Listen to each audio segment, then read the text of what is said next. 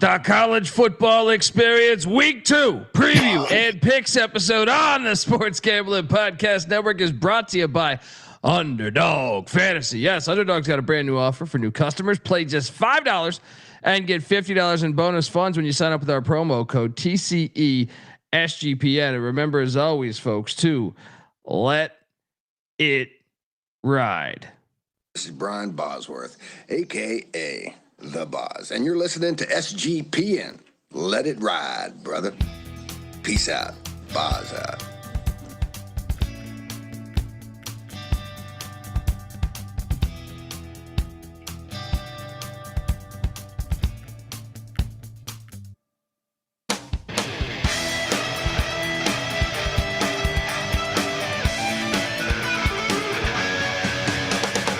Yes, yes, yes. Woo!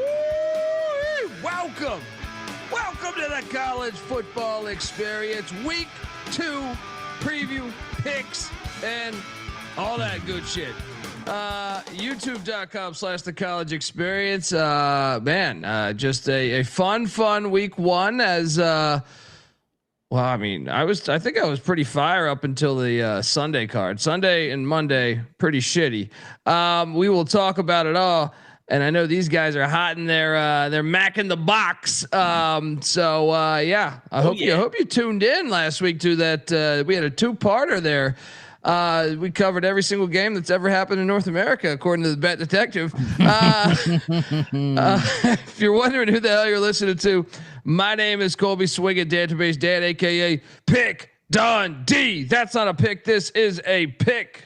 He was raised in the land down under, where a man thinks on his feet, speaks with his fists, and lives by his wits. When Dundee happened, he was a superstar. He's the kind of guy that would drink a gallon of gasoline so he could piss in your campfire. You could drop this guy off at the Arctic Circle wearing a pair of bikini underwear without his toothbrush, and tomorrow afternoon he's going to show up at your poolside with $1 million smile and a fistful of pesos. Oh man, I mean, just football. I was actually disappointed. I you know what I've been doing? I've been rewatching the Holy Cross Northern Illinois game right before the show, just to get us ready for this Friday night action. Make sure I didn't miss anything. All right. I am joined by my co-host. He's beachside. All right. This guy, he was telling us he's going scuba diving at midnight. That's what the pros do.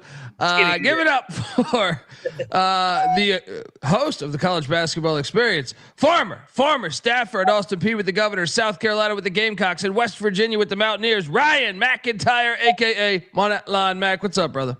What's up, man? Yes, week 1 was great. Labor Day in the books, and we're on to week 2, baby. Cheers, everybody. Mac tonight. Come on, make it Mac tonight. We're also joined by third man in the booth. He is the host of the Bottom Line Bombs podcast, which you should be subscribed to. Give it up for the Bet Detective, a.k.a. Scumbagger Vance, CJ Sullivan. How are you, buddy? Good. This is great. Week 2. I'm excited. No hard out. I'm in the home front here, so we can do this telethon all night. People already fired me up in the chats. I got to work on my endurance. I'm locked in. And real quick, you guys said, I hope you watched last week. I can already tell in the chat. Wing Case said he did not watch last week because he goes in the chat, oh, God, an Iowa State fan, I'm out. No, sir.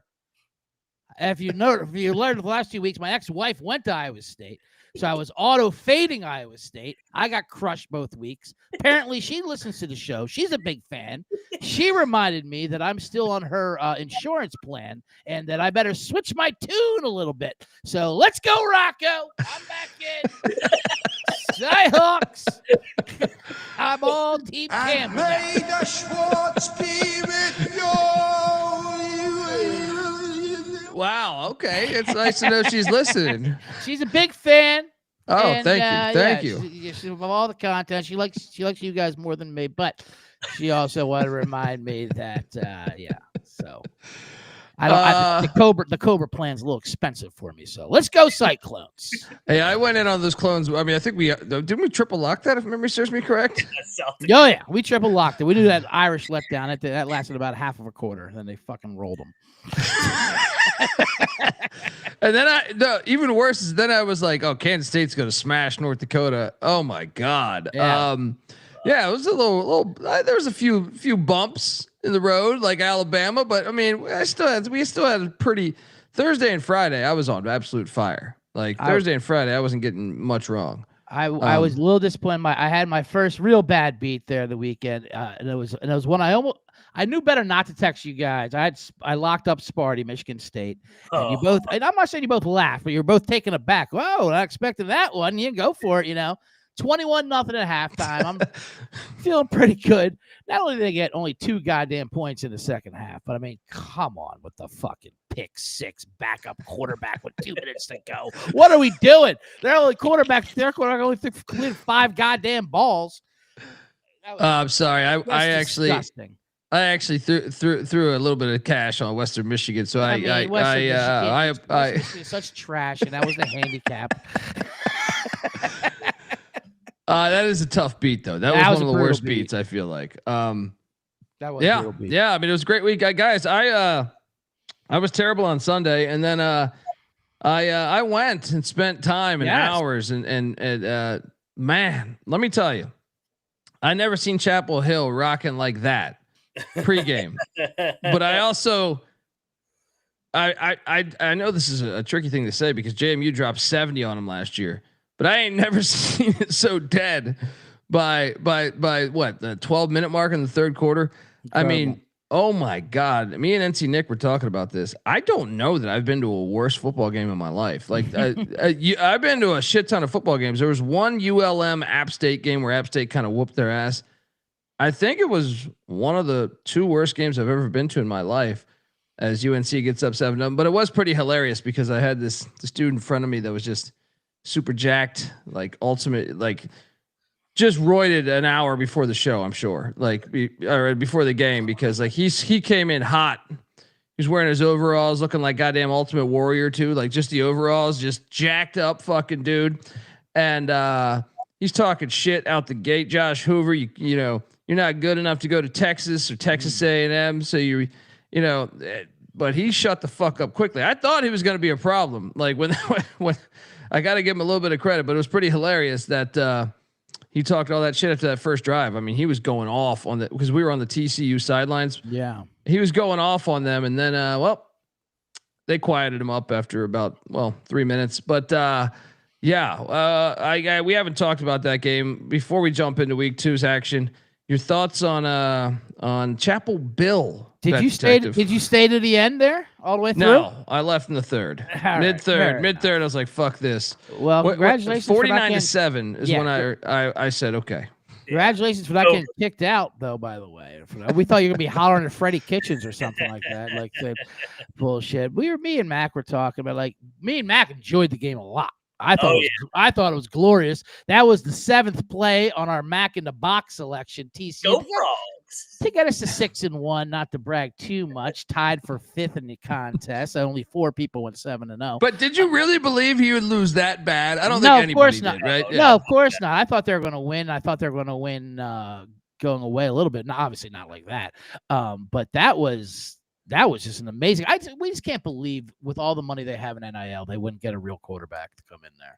I mean, that is just an uninspiring quarterback. Freddie Kitchens uninspiring too, but that quarterback, Jesus. Well, that's on Lombardi, man. Like there was guys out there. We watched. I mean, if you watched any of these games this weekend, you saw. I mean, shit. Even in the TCU game, their top receiver for TCU, the kid from Idaho. I'm drawing a blank on his name right now. I want to say Rager, but that's the receiver that was drafted by the Eagles. Over Justin Jefferson, by the way. Oh, it's a horrible fucking pick, but why am I Dwyer, right? Dwyer, yes. I think it is. Yeah. That was an Idaho transfer. I mean, you saw a bunch. You saw New Mexico. They looked their quarterback, although got his ass whooped because the O-line couldn't handle Michigan's defensive front, but I mean, that was a quarterback they could have got. Jack Lane there. Right. I mean, there's no excuses to me. I mean, Colby, on TV, UNC looked extremely slow, like compared to TCU, like in terms of just like overall athlete speed. Like I just felt like TCU popped from an athletic standpoint. I was like, man, Carolina can't hang with these dudes, especially on the perimeter. Oh, even on the line of scrimmage, I would say too. Like, Yeah. like both. I mean, maybe out the gate it was just like the athletes, but by the time the second quarter was going through, I was like, whoa, they're getting whatever they want on the, on the line of scrimmage. So Yeah. I'll give them the slightest, excuse for having. I mean, literally, they turned over 70 goddamn players. They changed the grass. They changed every single thing about that program was changing. So they're not going to be cohesive in that first week. But still, that was an absolute massacre. yeah, shout out to Sugar Tits in the chat. My first live show for the year. Killed it last week, fellas. Bookie still owes me money though. Let's get his ass. What state you living in? Right? See, I used to be that bookie. Well, would you see next week's lines yet? Why don't we take a look at that first before we square up? Whose thumbs we got to break? Shout out to Gage in the chat saying thoughts on game day going to Norman. I can name 6 better games in location. I completely agree. It's a TMZ fucking game right there. That to me, come on, Cyhawk. You could be going Cyhawk. You could be going. How about the border war? Hasn't happened in forever. That's really where they should fucking be. Just because it hasn't happened in a while, but it's okay. They're going TMZ. Anything you guys want to add in before we hop into covering 1,000 games? We got a couple more of these coming up. Young quarterbacks, first road starts, struggled once again, another year. I mean, it's like it's year after year after year. And sneak peek, we got a couple more young QBs. Talented, highly touted, making their first road starts in hostile environments. The only one that hit, and I was foolish to go with CJ Carr in Notre Dame, but Mike is Sago Pilate for Cal. Road start number 1. Awesome. Boom. Unbelievable. 18 years old. I'll say this, and Carr wasn't that bad for Notre Dame, but obviously the offense takes a little time to catch up. That's the storyline there in college. But you saw that the mobile quarterbacks did well, like your dual threat quarterbacks. They were the ones that kind of bailed out a lot of offenses that were behind, at least with the offensive line and that, and then they would show you. I don't know. Early on, I think that's maybe a slight little advantage.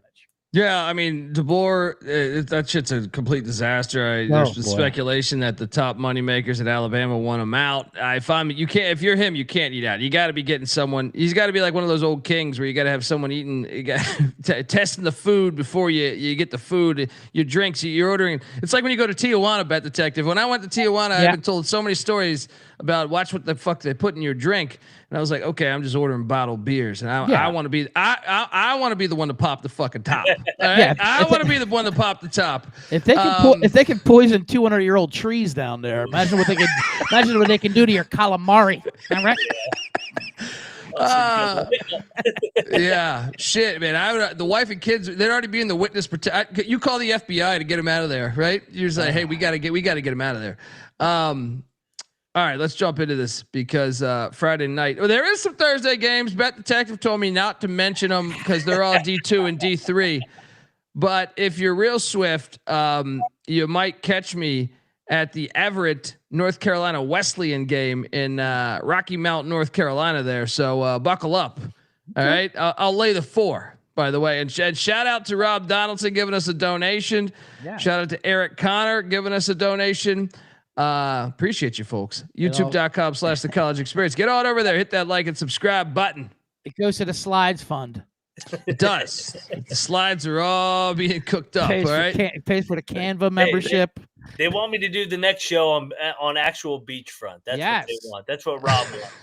Absolutely. We're working on that. Coastal Carolina style, baby. We're working on that. Nothing like having a dip spitter on the beach. We're working on getting you some beachfront property that you own. And also the Bet Detective, some property in Ames, Iowa. All right, let's go. Let's go. Taco pizza shit. All right, Friday night. We got action, folks. The JMU Dukes are heading into. This used to be called Papa John Stadium before before he exposed the world of how racist he was. I had a feeling he was racist when he complained about the tax cuts when he had a house with 42 bedrooms and a fucking moat during the Obama. I was like, it sounds like someone that might be racist. It is now L&N Cardinal Stadium, some shit like that. JMU is catching 13.5. This has jumped down from 17 to 13.5. And look, this is Friday night. I want action. All right. I'm not going to be watching this bullshit in Brazil. All right. So this is a Friday morning. I'm going to lay it. Look, here's one thing. Everyone says be scared of the movement. I cashed on Hawaii when the movement went crazy. I cashed on App State last week when the movement went crazy. So I'm just trusting my gut. I'm sticking to my guns. Louisville laying the 13.5. Now, I know JMU has two quarterbacks that are capable with Barnett and Sluka. Barnett got the start. Sluka got some reps. But yeah, I'm going to start things off with the lock right here. I am laying the 13.5. A little of this play is because it's a Friday night game, but I still feel pretty good about it. So lay the 13.5 with the Cards. I think Miller, Moss, and company would be a little too much. I think they laid off the gas against Eastern Kentucky too. And by the way, my over did cash last week on that game. Yeah. Mac, what are you doing here, man? I'm going to be on the other side, so we'll have a battle here. I trust Chesney and company and JMU. We saw what they did at an ACC foe last year. I liked what I saw in the opener at the quarterback position with Barnett. Dual threat here. I think they keep it within the number. JMU's been a giant killer for years and years and years. Give me these Dukes, baby. Let's go. All right, bet the tech. If you want in on the section, sure, of course. I'm not going to lock it up, but I think you're exactly right. I remember I saw the 18.5 earlier, but that down below 14, that's kind of a buy position for me. I'll take Louisville minus 13. The Patty C's did have a big dub last week though, so maybe a bit of a letdown spot. Should be raucous, but yeah, that number moved way too much. That's a buy for me at 13. Yeah, Mac, are you locking this? Yes. All over the Dukes, baby. Get this. Brahma's a big favorite fate. I like taking Brahma as a dog. Let's start things. I'll just say real quick, I caught a little bit of the reaction show when Patty C made his appearance, and you got the two of you fucking bros with those Oakley glasses, which is absolute like the goddamn sabotage music video all over again, right? That was real Pac-12 after dark. Yeah, like you're giving tours on a swamp boat in the fucking Florida. It was hilarious.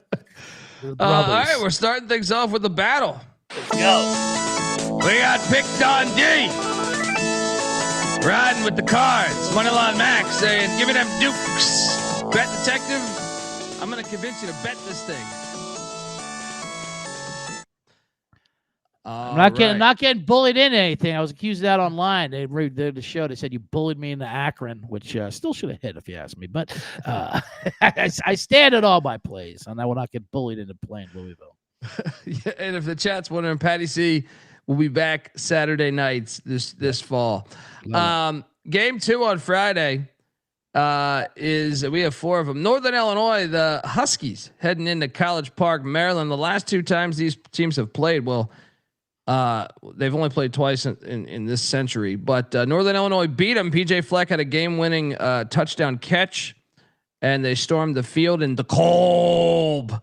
And then they lost by 3 in I think it was overtime in College Park. They're getting 17.5. My problem is this. I watched that tape.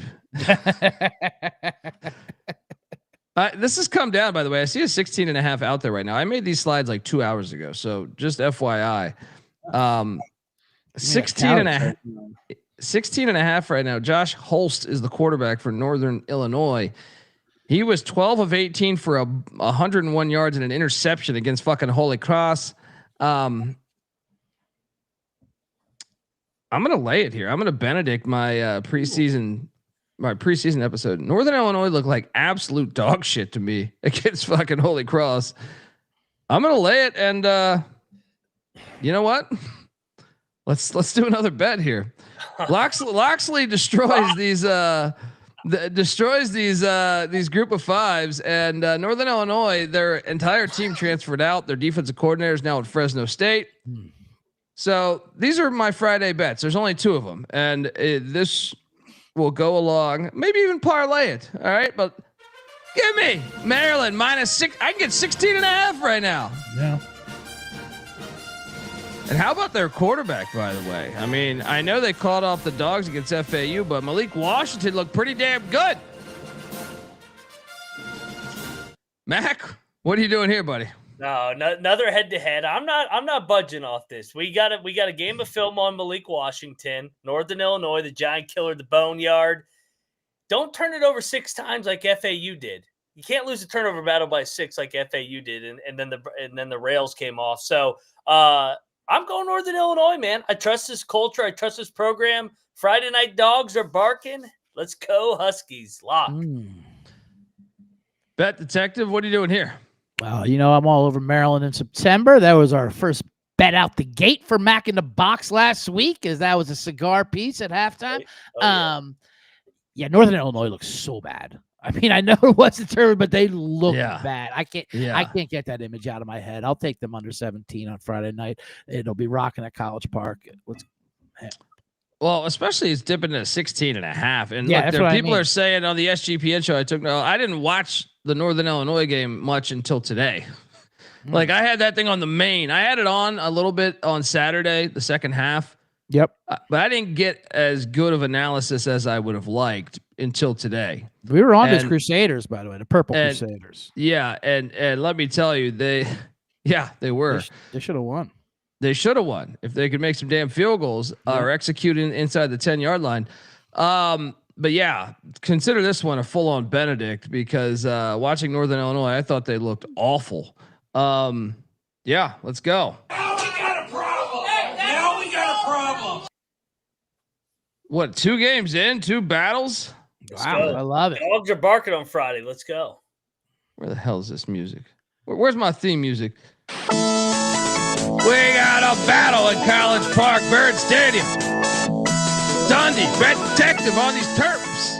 On Eli Max saying, come howl with the Huskies.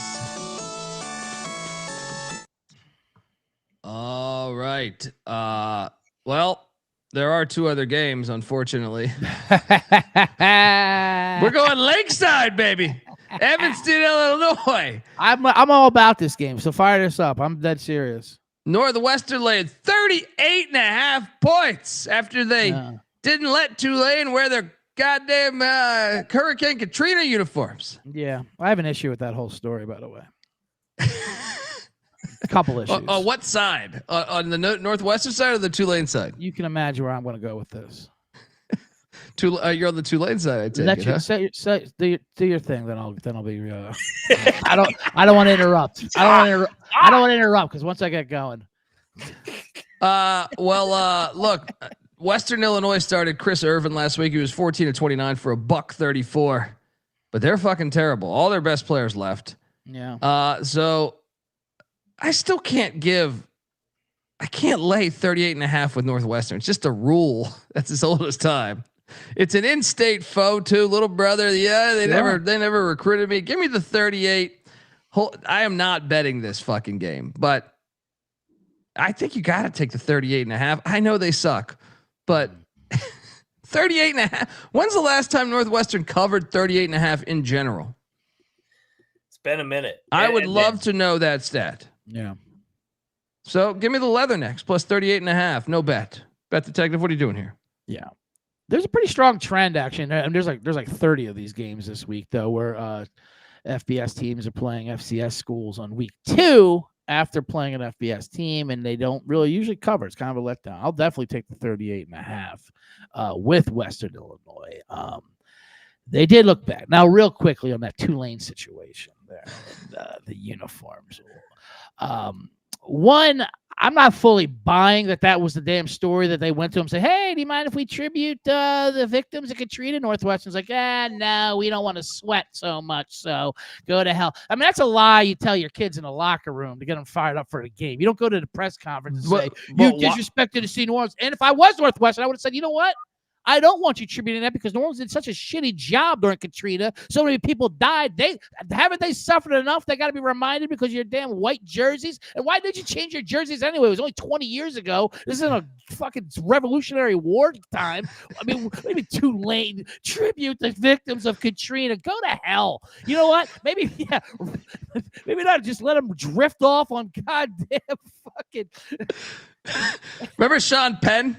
Yeah, he got like Sean a boat, Penn, and the fucking boat was like sinking. Oh, Fats Did he get like a hole in his boat? Dominoes on a piano on Bourbon Street, and Jamarcus Russell's pulled him out of the wreckage. Yeah, maybe we don't want to tribute that.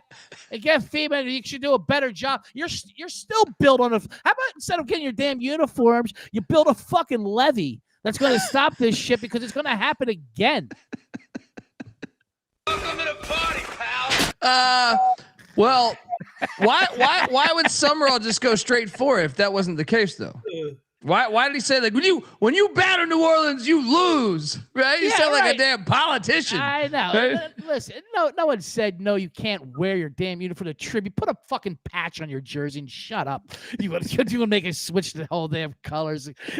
It's just absolutely insane. To say that to the, I just had Maddie said it to the press. You want to lie in the locker room? Lie all you want. You know what I mean about that billboard shit to get your players fired up. Those meatheads can do it, but then you let them out there and let them run their mouth like that. Fuck Tulane. Oh man, but fuck Northwestern too, because they absolutely too. And I hate that he's making me defend Northwestern. Yeah, this is more of an anti-Tulane thing. Yeah.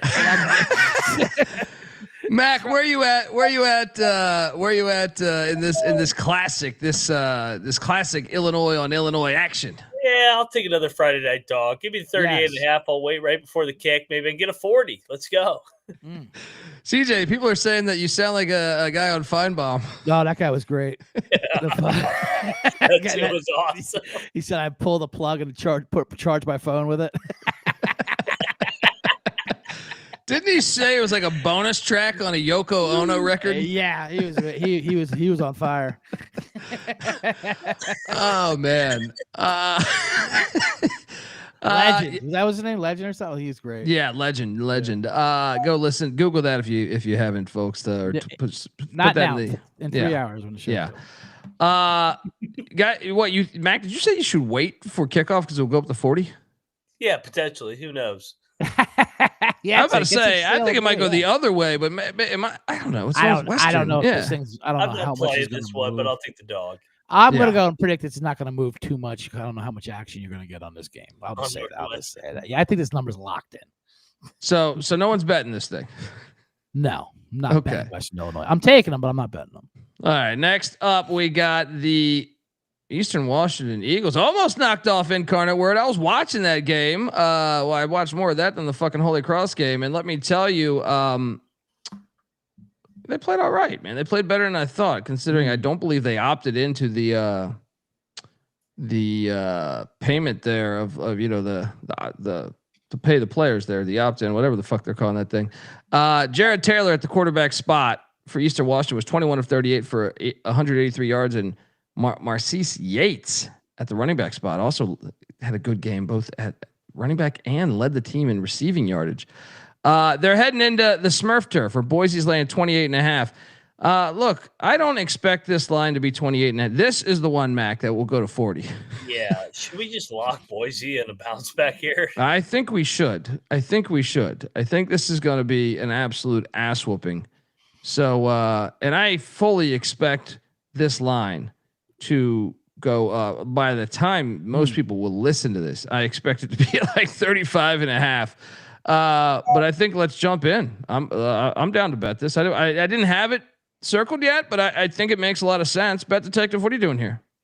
I'm going the other way. I'm sticking with this system here with these. I mean, obviously it's a bounce back spot, and they did lose, and Maddox Madison looked bad. I mean, now he had 4 drops. His receivers dropped the ball. The weather was in the rain. Yeah, it was bad weather, but I mean, that was a bad fumble. He just dropped the ball. He was just inaccurate all over the place. I will say this, and I had Boise and I lost. And that was my first addition to the trolls you have here on this show. All of a sudden, I got hit up on Twitter. That detective said Boise State's a lock to get back to the playoffs. Find a new profession. What? What the fuck? I didn't say anything about the playoffs. I just took them week 1 minus the 5. It's an L's. Move on. I mean, dude, I went, we on the SGP show, I went 13-5, right? Yeah. 13-5 ATS. Hit both my locks, hit my teaser, but I missed my dog ECU money line, even though they were at the fucking 10-yard line, right? Oh, right, and I got like it's part. It comes with the territory, right? You just get that message. You are a pile of shit. You didn't hit that money line. I'm like, dude, I've gone pretty fucking flawless here, week 1 here, but there's always gonna be one. There's always gonna be one. But I'm gonna jump in. I'm gonna jump in on this Boise State. All right, I'm gonna lay bet. Have you betting this? No, I'm not betting it, but I'm Okay. taking Eastern Washington, and I'll wait till kickoff to get 45 if I can, if this line's going to move up. But I agree, this will go over 30 for sure. Yeah, Mac, what are you doing here? I mean, when was the last time Boise played an FCS team? They came off the loss to Didn't they play like year. Portland State last year? Yeah, they beat them by like 50. I know Portland State's bad. I think they house them. I'm down to bet this. I'm down to bet this. I'll join you. Boise won the blue turf Friday night. Double lock on the What about Broncos. Buck 'em, Broncos. What about those Friday night dogs? Yeah, and that was Boise. All right, Not on the blue turf. that's true. All right, now we jump into Saturday's action, and boy, one team that's already stormed the field down there in Natchitoches. Northwestern State, Blaine McCorkle really turning around that program. They're 1-0. They had 2 weeks of prep for this pretty much. Or a week. I actually know Minnesota played on Thursday too, so I'm full of shit. Now they head to Minneapolis to take on PJ Fleck, rowing that boat. Minnesota's like at 51.5 points. What? I'll take the points, but I will not bet this, right? Yeah, no. It's like split aces. I'm taking 51.5. It almost becomes like a science problem at that point with clock. Like, can they physically get to that number? It's just Minnesota hasn't got to over 50 points since like didn't they win like 3 straight natties in like the late 30s, early 40s. Yeah, I'm kind of surprised this number is where it's at. I'll take the points. I mean, Minnesota, they play conservative. They're going to win 45-7. Yeah. But second team will be in after this, midway through the second quarter. Next up, we got the Sunblazers, the airport. FIU heading into to Happy Valley, take on James Franklin's bunch. And look, Penn State, they knew the number, but they couldn't get it done. I cashed on Nevada plus 44.5, and I told you stiffs to come with me, but you guys didn't, huh? I locked Nevada. Oh, okay, you came with Yeah, me. baby, I was all over our guy choked. Let's go. There we go. Yeah, never a doubt with Nevada on that one. FIU's catching 41.5. Franklin shit out of here. I think this is the one to take Penn State personally. Yeah, they might. Yeah, I will lay the 41.5 here. Give me like something like 56-10. Final here. Lay it. No bet. Bet detective. What are you doing here? Yeah, I'm taking Penn State. Franklin was pissed when they got backdoored on that cover. Like, he was furious on that. It was a busted coverage, down there, the touchdown. It was a great cover there. But yeah, he gave me Penn State. There's no way he's going 0-2 against the spread with the boosters there in Horseplay Valley. Yeah, Matt. Yeah. Mac, what are you doing here at Pillow Fight State? Yeah, I mean, FIU had a nice opener. They're going to get absolutely housed here. This has got like 63-7 written all over it. Sure. I'll lay with Penn State. I mean, it is a little bit tempting. It's a little bit tempting to bet, just because I feel like FIU, they got the win already. They have a brand new coach. It's not like Choate had been there. You know what? I'll go ahead and lock me up with Penn State. There we go. Double lock. Dude, let's do it. Let's go. You feel good because you have Franklin in your corner. He knows the spread, and that's the edge you're looking for, right? Like, he's got your back. He knows the number, and he's going. All right, you sold me on this 41.5. Let's triple lock this thing. Yeah, 42. I'm staying away. Yeah, I do think 42. You get it in right now because we're gonna move this number in a second here. Triple lock. Penn State laying 41.5. Shout to your drop customers.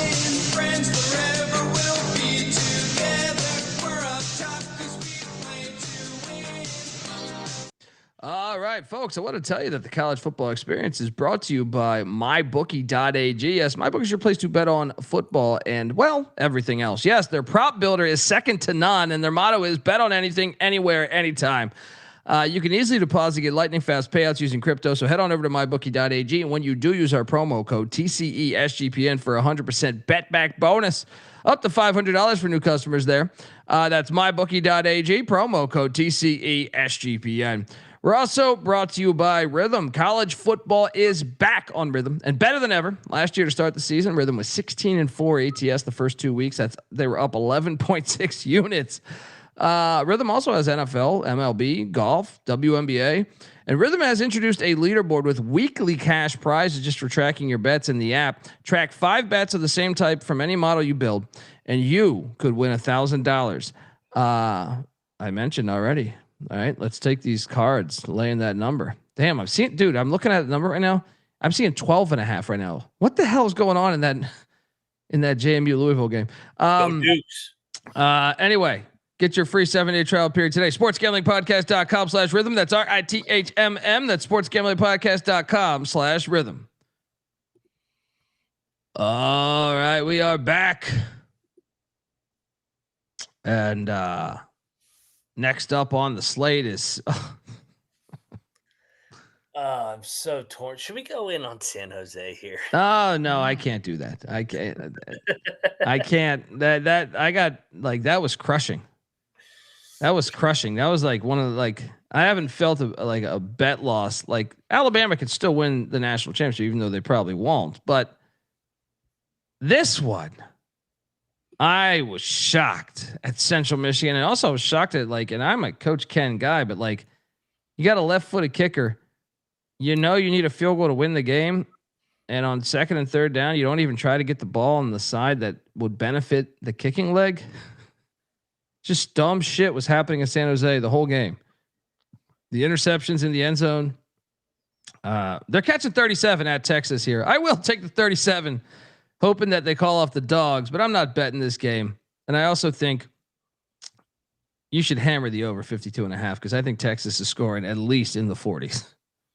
So I actually, you know what? I will bet the over. Give me the over 52.5. I think San Jose State's good for a score or two. Texas is going to have a coming out party here. They might get the 52 themselves. Bet Detective, what are you doing here at Darrell K. Royal Stadium? I don't know why you're confident San Jose State's going to score a couple touchdowns on that defense if they, after what I saw last week. I mean, Texas' defense is absolutely legit. The fact that they almost could have won that game is crazy. How bad they were playing. This is a gross number. San Jose State did hilarious. In San Jose State shit the bed like that after all the hype they came into the season. Everyone's like insane. They were talking that shit too. But that is a huge number. Did Arch look completely healthy to you? He looked like he was kind of favoring, he looked like. Did you watch his high school tape? Yeah, I know. I've seen that viral clip of that fucking that Weeble Wobble going after or whatever. That was hilarious. The lumpers. But I hate this game. I don't know. Yeah, you're probably right. You probably got to lay the 37. I took the points. I thought the backdoor cover, but I'm not. I think the best play on the board is over 52.5 because I think there's a solid chance Texas gets the 56 themselves. Yeah, you know what? And there's so much bad press on him in Orange. I'm going to lay with Texas. Yeah, lay the 37. Mac, what are you doing here? I'm going to take the points, but I'm not going to bet San Jose because it's a 9 a.m. kick for them. I worry about them coming to Texas, early ass kick. I think Texas wins by 35. Eric C., what is that first half number? He's saying take Texas first half. I imagine it's 20. If I was to say, I imagine it's over 21. It's at least 21.5. I'd say at least probably 23.5. If I was, that's why I think San Jose State can score. Is I think Texas is going to bring in their second team or third team, and I also think you see what Niumatalolo said that was arguably the worst loss of his career. I think he'll fire those guys up a little bit, be able to score something. The Texas defense is so nasty, though. Yeah, no, they were very good. They were very. Anthony Hill's a beast, and obviously a bunch of the other guys. They've been recruiting at an elite level for a while. Mac, you like anything here? No bet. Okay. No, I'm just staying away. I'll watch this game. I'll root for San Jose. I like Rob's first half money line. Let's go. Yes, let's go. I got a good one for my first half money line today, baby. I can't wait for this one. You got a little 2-0 streak going. Oh yeah, this next one's gonna be dangerous. All right, well, let's jump to this next game. Oh, I got another bet here. UConn is heading into Syracuse, New York. I gave out this bet on our reaction show. I don't remember. So it was Saturday or Sunday. I think it was Sunday's reaction show. UConn catching 6.5 at that filthy Carrier Dome. They lost by 7 a year ago, and Syracuse had Kyle Honda McCord and all those other guys, Aronde Gadsden. Jim Mora still got Joe Fagnano back at the quarterback spot. Guys, I think UConn's going to win this game. So I am going to bet now. If I'm being completely honest with you, I mean, you guys heard me on the Sunday show. Got 8 in UConn, so 6.5. I would still take UConn because I do think the money line will hit on this. But I expect this to be a very close game, and UConn wins because I think they're more experienced than Syracuse. Bet detective, what are you doing here? This is a tough one for me, to be honest with you. I mean, UConn, I know, was all we loved them preseason. They have this game absolutely circled. They were wronged last year. They let the officials and the powers that be know about it at the conference. Fuck them. That said, this is Syracuse did throw the ball. That's what they're going to do. They're going to throw the ball. And this is a much more manageable defense than Tennessee or a team of Tennessee. Now that it's under 7, I don't like it as much. I'll still take UConn plus 6.5 just because I think it will be a battle. But I can see Syracuse winning this by a touchdown, no problem. Yeah, and Daniel Katie in the chat, Kobe, please bring back the spreads and over under. They're on the screen, brother. On top of Syracuse, you guys squint. It's a third of the size of when the series was established, but it's still right there. Right there. Yeah, it's up there. Q's minus 6.5. Established 2004. Q's minus 6.5. Yeah. The history is a little more important. And I fucking say it also. But anyway, Moneyline Mac, what are you doing here? You know, I have completely flipped on this game over the weekend. I'm going to lock battle you. I think Cuse is going to bounce back at home. I liked what I saw from their offense. Angeli, they got hit in the mouth at Tennessee. I know the game was in Atlanta. It was a true road game. But once they got hit in the mouth, I actually thought they settled into that game. Coming back to the Carrier Dome off that great year last year, I think there's going to be some energy. I think they're going to win by a touchdown to 10 points. So give me the Cuse. Let's have another battle. Pick Dundee. We got a battle with the Orange Men and the Huskies. Dundee on the Huskies. Mac on the Orange Men.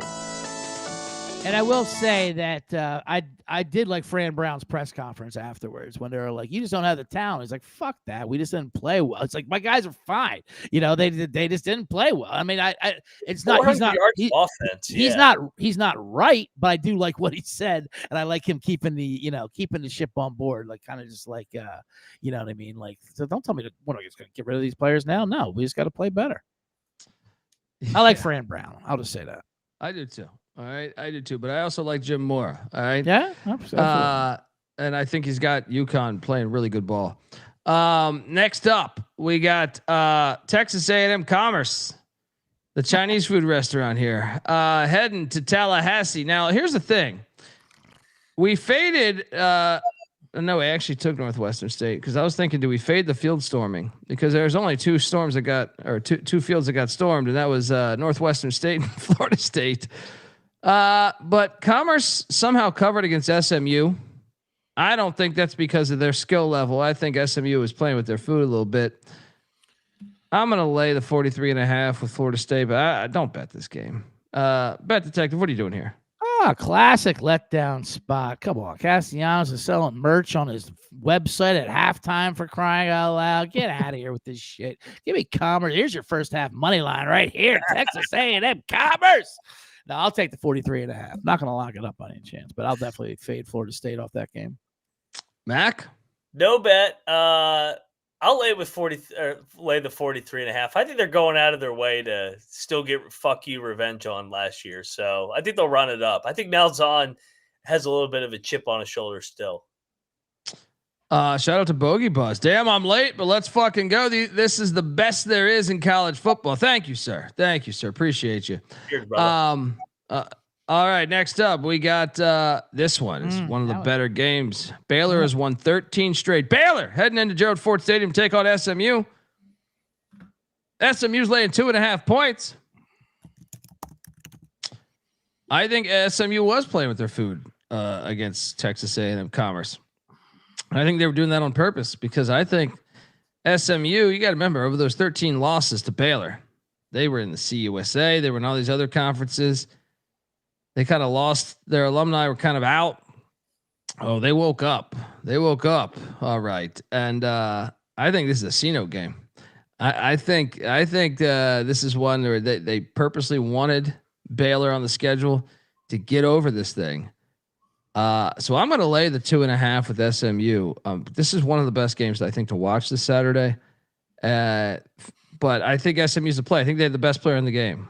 It's both quarterbacks are good, but I tend to think Sawyer Robertson was getting a little bit too much love in the preseason. I don't know about you guys, but I mean, he still threw for over 400, but, 419, 3 touchdowns. Yeah, but Kevin Jennings, I think is a baller. So anyway, what are you doing here, Bet Detective? Yeah, Sawyer Robertson, he started out 12 of 26, but he finished 15 of 22, and he's the one who kept. He's the only reason why that was somewhat of a game. I mean, our defense was absolutely shredded by Auburn, but Robertson looked great, I thought. I mean, after a little slower start. I like SMU too. After watching Baylor last week, how can you not play the over in this game? They're an auto over until further notice. I mean, my goodness, that defense looked horrendous. They couldn't tackle. Their bottom 10 in run defense, tackling, everything else you want to say about like any other statistics. They were just absolutely shredded apart. But their offense looked good. Sir Robertson looked good. He didn't go over. He went over a lot over the middle, but he did some plays on the sideline in the hashes that would pose a threat. But I agree. Now these guys haven't played since was it 2016 or something? Yeah. It's been a minute. Yeah, usually the battle of Texas is TCU, but now they get each other. So this is a great game to watch. I'll take SMU, but I'm going to lock up this over. Hold on, Trick or Treat. Are you RJ Maryland's out for this game, or are we talking the backup tight end? I didn't see anything about RJ Maryland being out, and the thing I'm looking at right now just says they got a couple guys questionable: Jordan Hudson at the receiver spot, Green at the running back spot, and Tyler Van Dyke at the quarterback spot, but he's the backup quarterback. Right, he's the backup. Yeah. If RJ Maryland is out, that would be very concerning for me. I'll tell you that. And I'm with you, Bet Detective. Let's jump in on the over. Yeah. Because I wasn't gonna bet SMU, but I do think we should just bet this over. Mac, what are you doing here? I was looking. I don't see if he's out, but either way, I'm betting Baylor in the foxhole spot here. I thought that final score in the Auburn game was misleading. They had two drives that they stalled inside the 5-yard line of Auburn. They gave up a kick return. I thought they moved the ball at will. I don't see how SMU stops them the entire day. Now I am worried about them stopping Jennings a little bit, but I just think Baylor is more explosive than SMU. I think Baylor gets it done here. I'm locking Baylor. Woo! Right, Locking. Let's go. We're going. We got. Well, we're all betting this game, just different ways here. Moneyline Mac locking up Baylor with 2.5. Bet Detective and Dundee going over 64.5 at Gerald Ford Stadium. All right, next up we got a ball game. The Flamin' Libs, who I ate shit on Saturday. They're laying 6.5 at Jacksonville State there. Charles Kelly at Jacksonville State kind of got robbed. Now here's the big thing is did Liberty wake up in the second half? Because it seemed like in the fourth quarter, because they scored 21 in the fourth. I'm going to lay the 6.5 and just say they're going to wake up, but no bet for me here. Bet detective, what are you doing here? I like Liberty a lot here, actually. I think, like we said, I mean, obviously they put up a good effort last week. J-State, the whole cultural change there, moving away from Rich Rod and changing an offensive system. But UCF was also doing, going over through the transition as well. Liberty brings back, what do they got? 14 starters, transfers third year. I think this is a pretty generous number because of what happened last week. So I anything under a touchdown, I'm locking up Liberty. I'm co-signing. I thought Vasco woke up in the second half. This line was would have been 10 or 11 a week ago. Do you think they kept it vanilla because they were playing Maine? Yes. And then all of a sudden there was the fourth quarter. They're like, guys, we can't fuck around. We got to go in.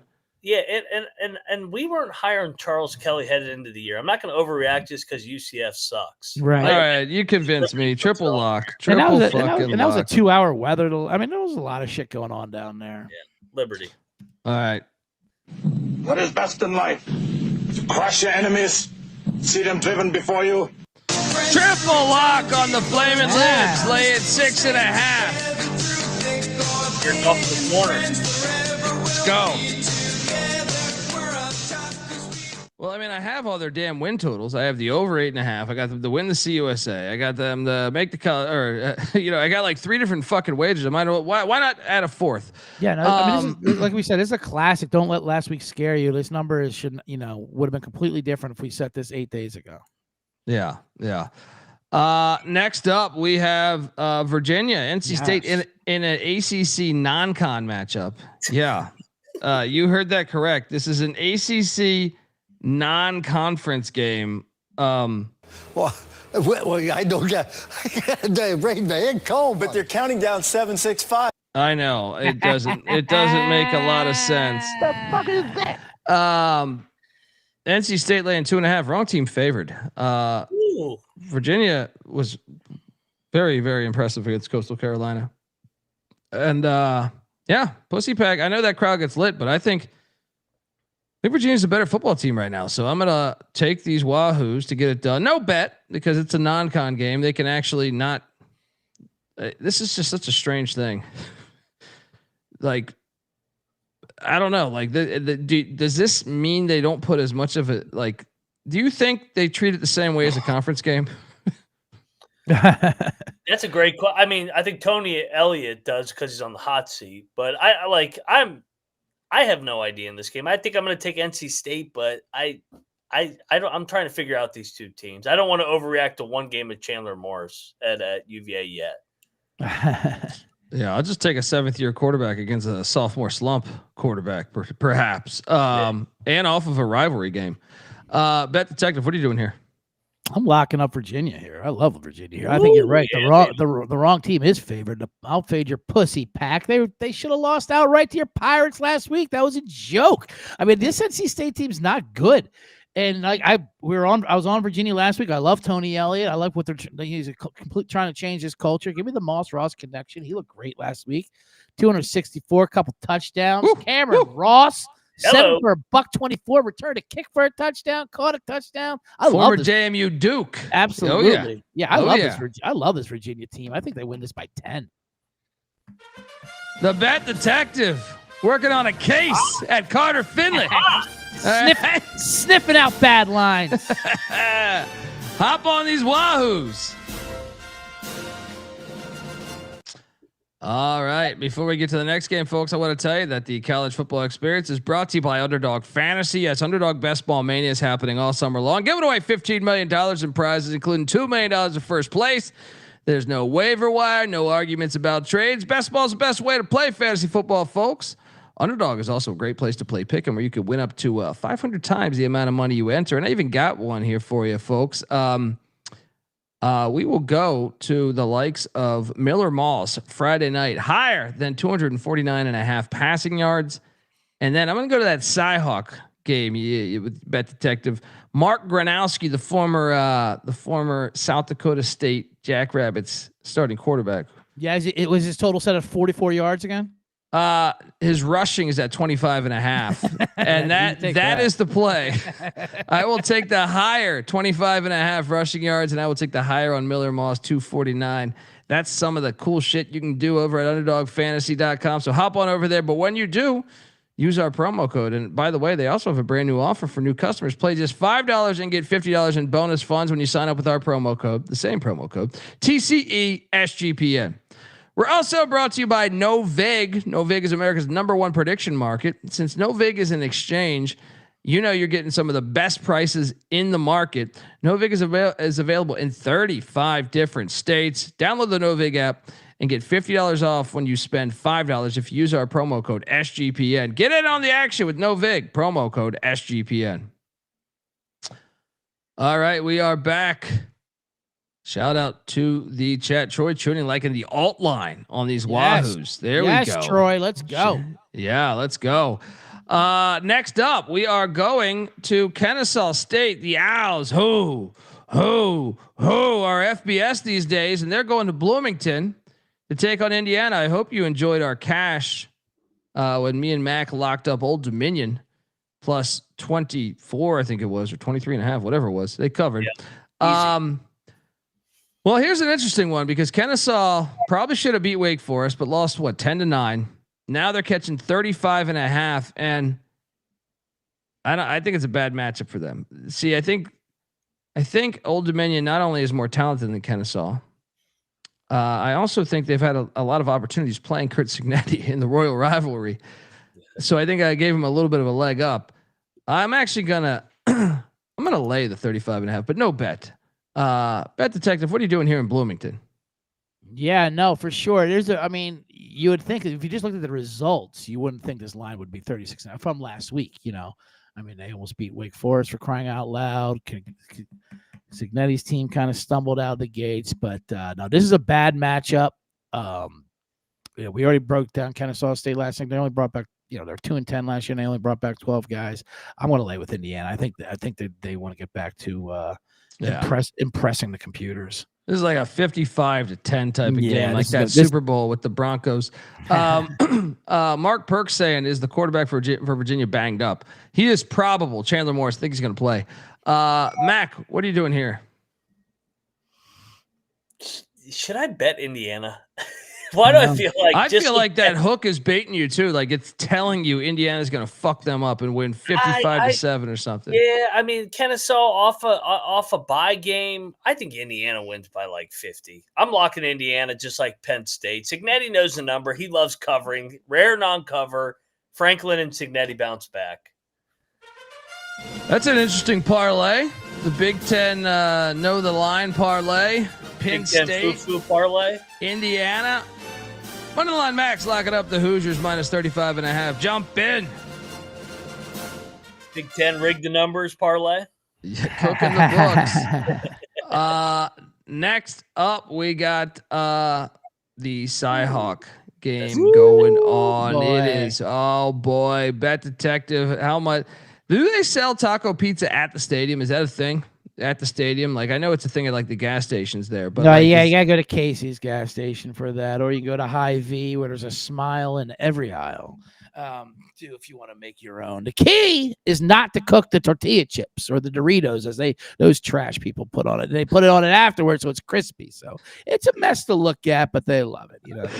I hope the ex-wife's watching. Those trash people, let me tell you. But they have good corn. Obviously, they battle with it. They say it's all in the soil. I remember they would talk about between them and Nebraska, and I remember falling asleep listening to that corn conversation. But what a game we got going on here. And like how you just talked about the underdog selection there. Was there more an Iowa thing than that, though, ever? Hearing all off season how they finally got a quarterback that's going to revolutionize their goddamn pass offense. He throws for 44 yards. 1 or 3 out of the 15 passes he threw for over 10 yards, completed one of them. Amazing. Just Absolutely amazing. He did run the ball, and I'm sure they did hold things back. But you all know this rivalry. I mean, we've seen this before where Iowa State looks great, and they do look great.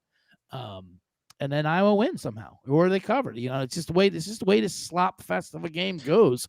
Week 3, this is one of the weirdest rivalry. It's the way they do it, like week 2, week 3. They should end the season with this shit, and Colorado should play Nebraska to end the season. They can all fix this. Kansas should play Missouri at the end of the season. We can all fix this. The other SEC teams can do it. Why can't the Big Ten? Florida plays Florida State, South Carolina plays Clemson, Louisville, Kentucky, Georgia Tech. Why can't these other conferences figure it out? Dude, there's a 3.5 out there right now, Bet Detective. Wow. Yeah, I'm all over Ferentz and the points here. This is one where I don't even play the money line. You got to take 3.5 because I feel like I've watched this game my whole life, and I feel like majority of the time it's like a 1-point game.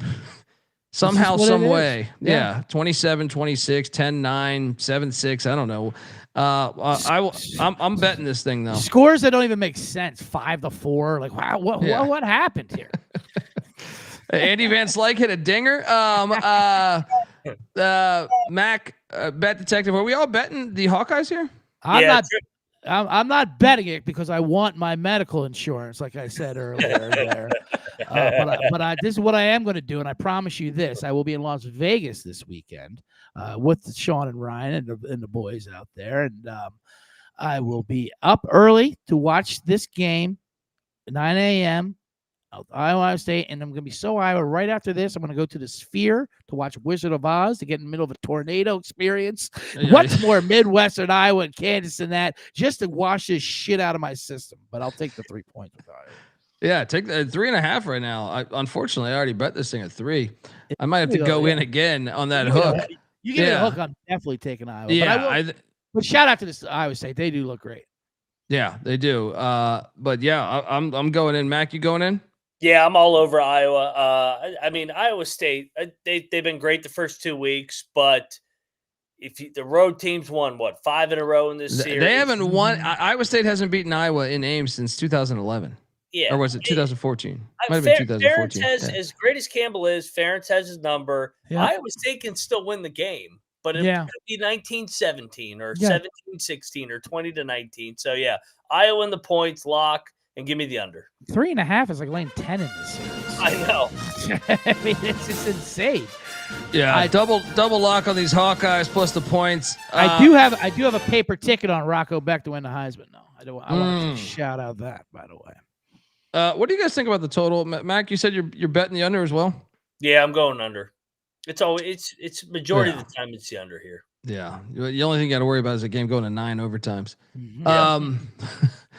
I would say I'm not going to bet the under, but I would teeter towards the under. Bet Detective, if you had to go under or over there, what would you do? You always go under. What are you crazy? Yeah. The John Deere Bowl, you go under. Hey, last year went over on that field goal. Yeah. Oh my God. I had money on Iowa last year. I was fucking furious at that shit. I think because I think the line was it 2.5? What was I don't remember. I just remember being completely bummed out by that fucking 60-yard field goal. Yeah. Next up, Central Michigan. Woo. Matt Drinkle, relax. Let's go, Chips. Catch it 22.5 at fucking Heinz Stadium or Acupuncture Stadium, whatever the fuck they're calling this thing these days. Look, I know I have a ticket for Pitt to play in the ACC championship, but we're getting a little crazy here with this. I know they're coming back from California. What, the mileage, is that an issue? They destroyed Duquesne. Look, I haven't bet Central Michigan yet, but I almost feel like I should be betting at this ridiculous number here. Who the fuck is Pitt to be laying this many? But I feel like a lot of times these MAC teams beat Pitt, right? I mean, what? It's Western Michigan beat them the year they won the ACC. What, Toledo beat them last year, right? Yeah. I will take the points, and I can be talked into a lock here. I think Pitt will win this game because I'm high on Pitt this year, but this is a fucking big ass number for a Narduzzi team. Bet Detective, I know you're high on Pitt with me as well. What are you doing here, buddy? Class act by Pitt scoring on a 70-yard touchdown with a minute and a half to go, up by 50 on my Duquesne Dukes. Class act over there by these fucking shitty Pits. There you go. That being said, Central Michigan is kind of in a fade spot here with a huge upset there. I think that was more on San Jose's effort, which was kind of a little suspect. I don't know. Pitt's a different opponent they're going to see here. They're bringing back 16 starters, like you said, Narduzzi. I'm also on that future. I think the schedule sets up pretty nicely for Pitt, and when they do win, they win big against bad teams. I don't know. It's a big number. That's why I'm certainly not gonna lock it up. But I mean, this line's this big for a reason. Yeah, I'm gonna lay it with Pitt. I really am, just because I think it's just an ultimate fade spot for CMU. I just don't like. 21 and a half. 21 is a half a lot, and like it's a jerk number by the odds makers, if you will. It just should be. This really should be like 19, 20 or something, like, at least, like this is kind of a dick number. But if I have to make a choice, I'll lay it. But it definitely prevents me from locking it. Yeah, I'll take Central, but I guess no bet. Mac, you can't sway me, I don't think, because I know your stance on Pitt. But what are you doing here? Well, and Drinkle's an Army guy, but I think CJ's right. I mean, Pitt likes to run it up in the foo-foo buy games because they can't beat anybody with the pulse. So they're going to get their ass kicked next week. So they'll probably pad their stats this week. But Central Michigan, backdoor touchdown. Pitt never covers. Go. Yeah, maybe a brawl looking at spot. You're right. Let's go. Let's go, Chips. Be rooting for you. There we go. Next up after that is Kent State. Holy shit, they're 1-0. They are 1-0. These Golden Flashes are as they flash on down to Lubbock, Texas. Why is this a game? 48.5. Yeah, this is nomination for what the fuck game of the week.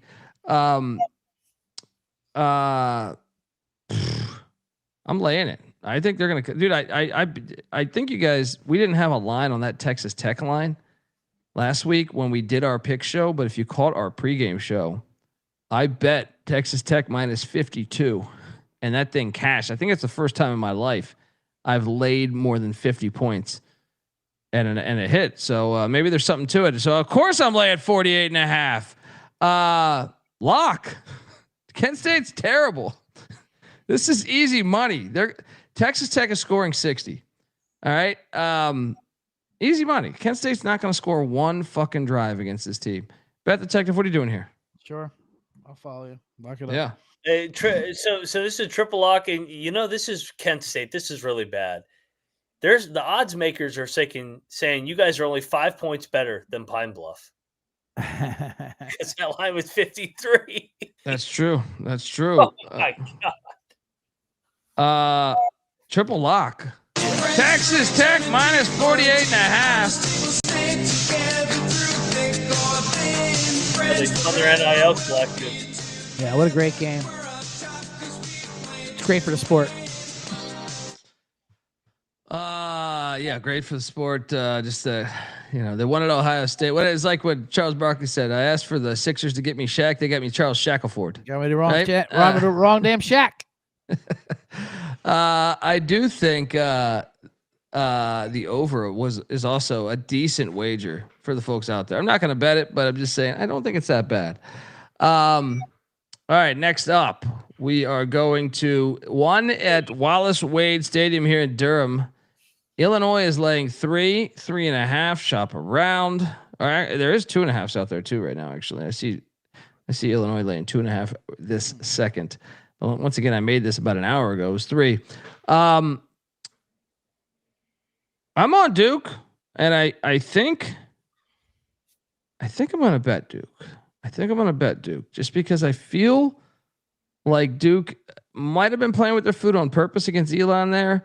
I think Duke has the better quarterback in the game, and I think Wallace Wade will be rocking for this one. Was not rocking for the Elon game because, well, it's Duke, but I think a top 15 team will get them out of there. People don't know this. Duke has the best home record in the ACC. Now I know it's a Big Ten game, but I'm saying out of the ACC teams, the best home record over the past 3 years. Give me these Blue Devils. I think they're going to get it done. I think the Illini have been a little bit overrated here. And I think Duke's got some players on defense that could really cause some problems for this matchup here. So obviously you want to get the 3 if you can, or 3.5, obviously would be even better. But I also like this as a money line play. Bet Detective, what are you doing here?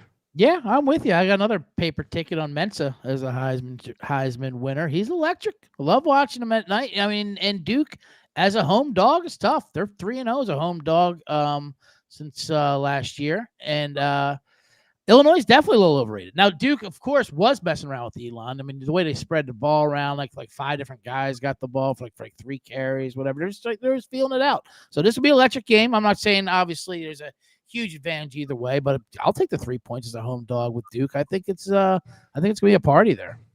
Yeah, I like the sprinkle on the money line too, and I'm gonna definitely take the money line 100% if you're gonna take Duke there. I mean, Altmaier's good too. Illinois is good, but I think Mensa is one of the best athletes in the country. Yeah, I'm gonna go in on these Blue Devils. Lock it up, Mac. What are you doing here? Yeah, so it was what? USF, the Boise fans came after me in the offseason saying USF was going to win. They won. Duke's going to win. Duke's going to beat Illinois. I actually like the matchup. I think they can neutralize Illinois' running game to a certain degree, and I think Mensa's a better quarterback, more talented. I think Duke's going to be able to move the ball. And, I think this is a tough spot on the road with that low number next to their name, Illinois. Illinois goes down. Duke wins outright. Lock the Dukies. Yes. Yeah, like are we a bet tech? Have you going in on this all the way? Yeah, I'll take. You know what? Let's triple lock. Play the song. There we go. Dukies. Here we go. Triple lock. Blue Devils +3. Sprinkle that money line.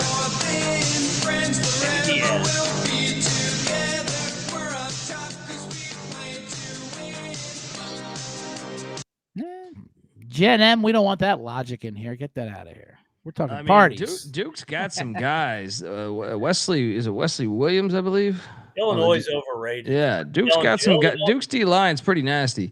Illinois had 6 come from behind wins last year in the fourth quarter. That shit's going to regress here this year. Yeah, Mensa just needs to play smart football though. He's a little younger, so I think but I think his talent level. I like that Heisman ticket, Bet Detective. Love it. I just remember that K-State game last year at Tulane where Tulane was better than K-State and Mensa with a couple huge turnovers that were, I think, a pick 6 and then a fumble return. But just be a little. If I'm Manny Diaz, just let him play his game. I think he's a year older. That will be all to their benefit, but just little tiny bit conservative. Anyway, let's jump on over to the next game. Utah State Bronco Mendenhall heading into Kyle Field there. Take on Mike Elko and the Texas A&M Aggies. Aggies laying 31.5. It was 35.5. I took A&M last week and that fucking backdoor was brutal. I thought it was one of the worst beats for the week. I wouldn't go that far. It wasn't no Michigan State beat. Yeah, that's true. That's true. It wasn't as bad as that. And I was on the right side of that. That's why. I'm gonna lay it actually. I think Utah State's gonna have a hard time establishing the line of scrimmage here. Give me something like 49-13 or something like that. But yeah, I'm laying it. No bet. Bet Detective, what are you doing here?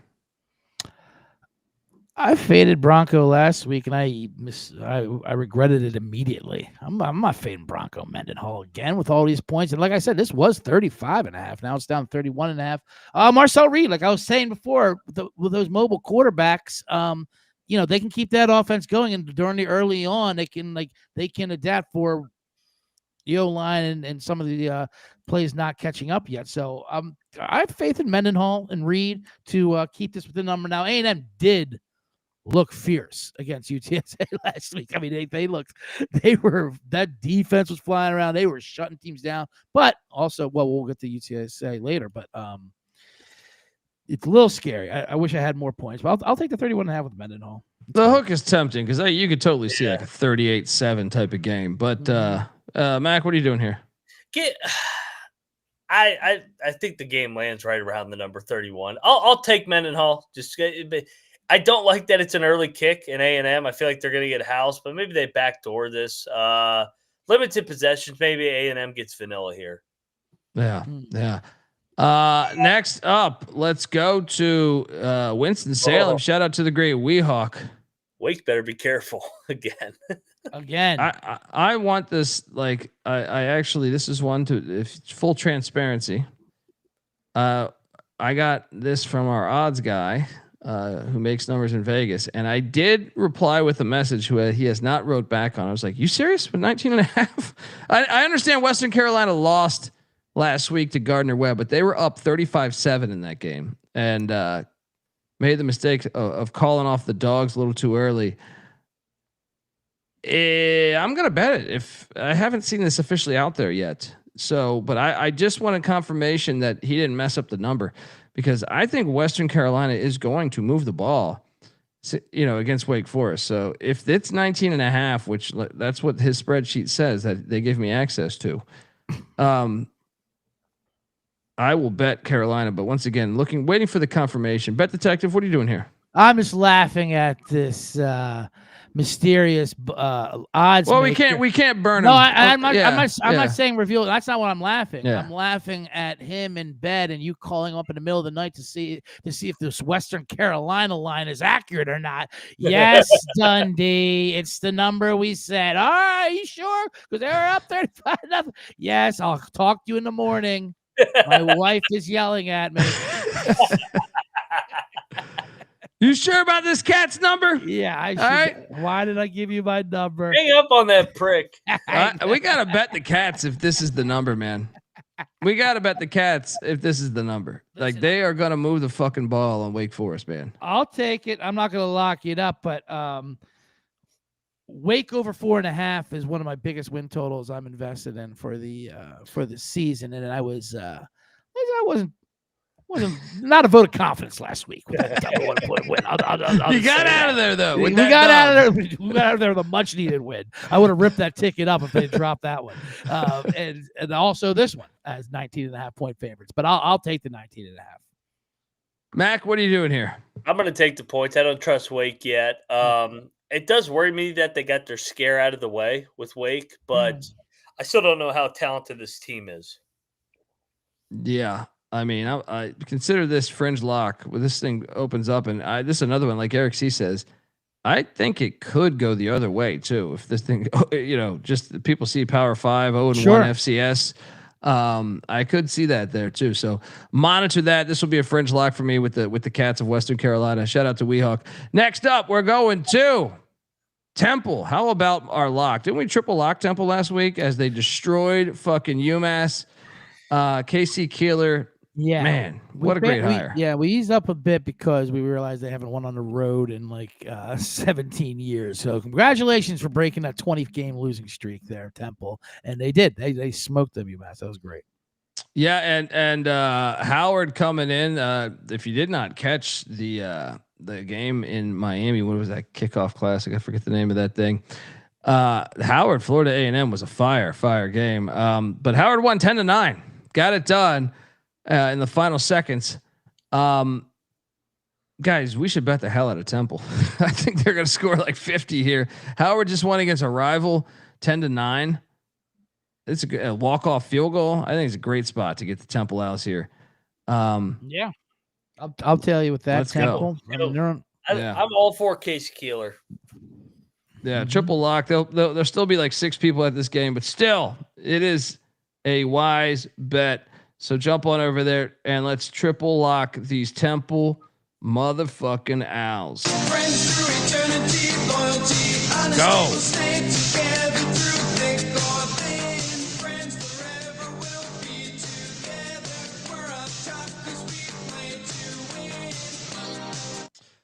Next up, we got Idaho State taking on New Mexico. New Mexico laying 15. Eck versus the old Idaho team. Or the rival. Well, here's what's interesting. Idaho State, me and Moneyline Mac, we do our FCS show tomorrow night. Subscribe to the FCS College Football Experience. This isn't the FCS show? No, it is not. And what are you trying to do? Well, I was promised the last two were just special episodes that wouldn't ever happen again.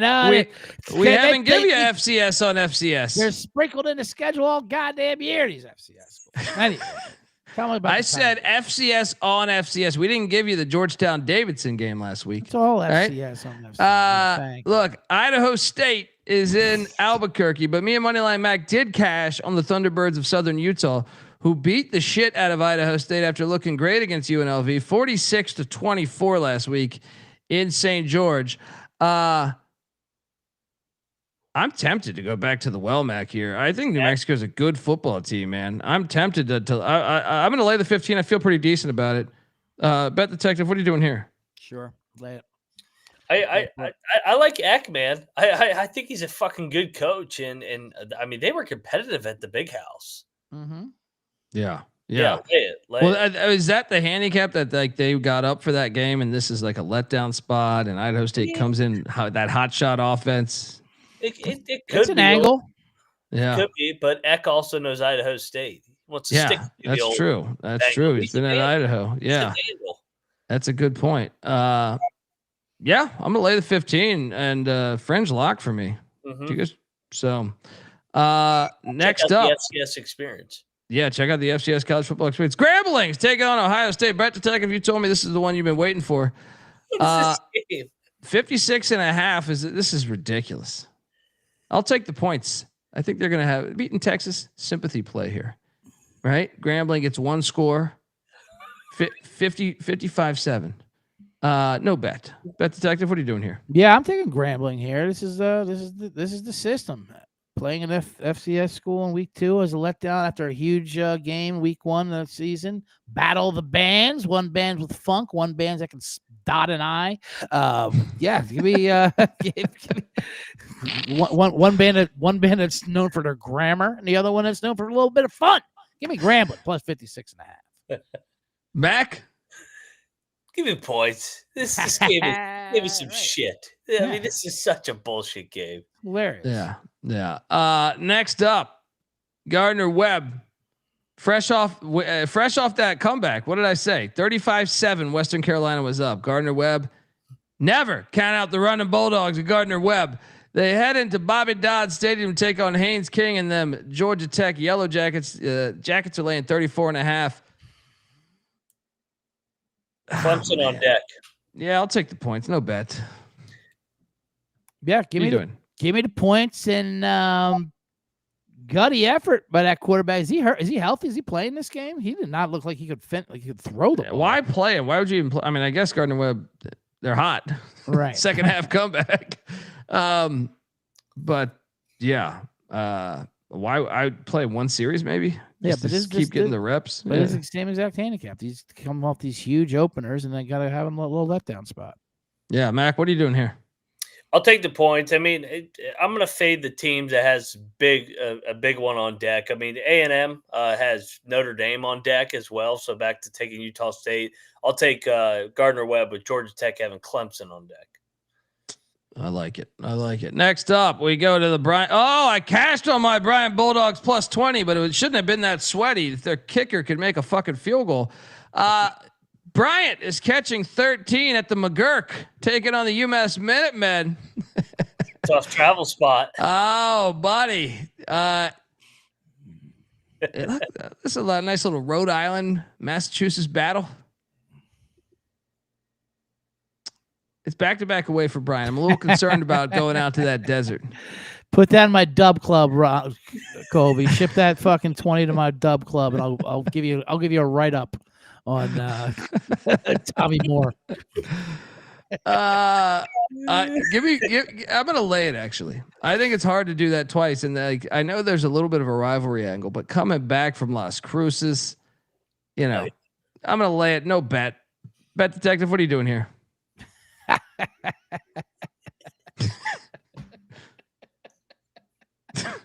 I'm on Bryant. Give me the goddamn points. UMass looked pathetic last week.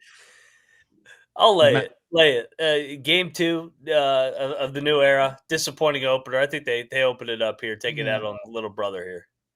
All right. Next up, we got Fresno State heading to Corvallis. Malik Murphy. Here we go. Yelling at his offensive coordinator. What is this? The fucking no fun league? Right? I love it. Oregon State's laying 3.5. Oh boy. I just wonder. I was so prepared to take Oregon State before that shit happened. I was like, okay, they're gonna lose the Cal. They'll beat Fresno. Now I'm a little scared about that locker room, man. What happened? Give me Fresno. Well, I'm just saying Malik Murphy went off on his OC. Yeah. You just wonder. You wonder about that, man. I'll take Fresno plus the 3.5. No bet. I don't want to touch this game. Basically, considering all that stuff, I do think over 46.5 should be considered, though. Bet Detective, what are you doing here? It was a little jarring seeing Oregon State lose at home as they did, and Malik Murphy, of course. I thought he played pretty well, threw for 244 yards. But I don't know. I think he could do something similar to what Jaden Daniels did to Fresno. I think Fresno on the road was a little different than they are at home. Now, great win, smashing Georgia Southern at home, but they tripped up in Kansas. I think Malik Murphy's kind of a minor Jaden Daniels. I'm fine with this. I'm going to play Oregon State here. Yeah, we cashed on that lock battle win. Me and Mac against you, pal. Wait, which one? Didn't you take Georgia Southern last week? Oh yeah, true. I was on Georgia. Yeah. Mac, what are you doing here at Reser Stadium? CJ, you locking Oregon State? Was it at 3.5? Yeah, I'm gonna buy on the Beavs here, man. Yeah. Fresno. I'll lock them up for sure. Yeah, Fresno ran for 300 yards against Georgia Southern. I don't think Oregon State. I know Cal beat the shit out of them, but they didn't run the ball and control the line of scrimmage. That young quarterback just played out of his mind, and I just had Oregon State kind of self-destructed as well. They don't lose many games in that building. No, back-to-back weeks with Fresno coming. I think they bounce back big here. Let's go, Beavs. All right. Double lock, Bet Detective and Mac jumping on these Beavs. I sniff. I'm not going to say anything. It's sniff his card action. Who knows what's going to happen? Sniff it on my Beavs. Yeah. They gotta get this game, man. Colby, when we did their preview, they couldn't lose both these home games. They gotta get this. Yeah. Nice beaver. All right. Next up, we got Miami, Ohio heading into Piscataway to take on Rutgers. Rutgers laying 14.5, and I have a wager. I am betting Rutgers minus 14.5. Did you see Miami, Ohio's offense against against Wisconsin? Non-existent. Well, Rutgers defense I think is better than Wisconsin's. So I'm gonna lay the 14.5, and I think they're baiting you with that hook. I got this one as like a 31-7, 31-10 type of game. Bet Detective, what are you doing here? Yeah, that was a wild game. We were on Ohio, but we were also on the under in that game, which was probably done by halftime. Yeah, no shit. That was crazy. Yeah, I'll lay with Rutgers. I think they do a nice bounce back they're not a team that lays big numbers. This is just low enough where I feel confident. Colby, I'm going to join you. Schiano called out his team after the game. He wasn't happy with that defensive effort. I actually thought, like I said, you have that bobbled punt that ends up being a block punt. The punter bobbles it. Had it not been for that, I think Ohio. I personally if you just took away the score, I kind of think Ohio was the better team. They were. So, outside of Schiano special teams, but Schiano called his team out after. Miami of Ohio, they're coming off another bye game. They got Mac on deck. I mean, I'm with you. I think Rutgers opens it up here, wins by 3+ touchdowns. We got a double lock on the Scarlet Knights, laying 14.5 against the Redskins of Miami, Ohio. Next up, Texas State. Look, this is like I already bet the hell out of this game. Battle of we got the I-35 showdown going on. Texas State, UTSA. I think this is my favorite play on the board. UTSA, I think, is going to destroy them. I think people are overreacting to the Texas A&M loss. I think they actually played pretty well in the first half, specifically. against a very good Texas A&M team. And I don't forget the fact that Texas State ran it up on them last year in San Marcos. This place will be lit for this game, and I think UTSA is a smash play here. I bet the hell out of this.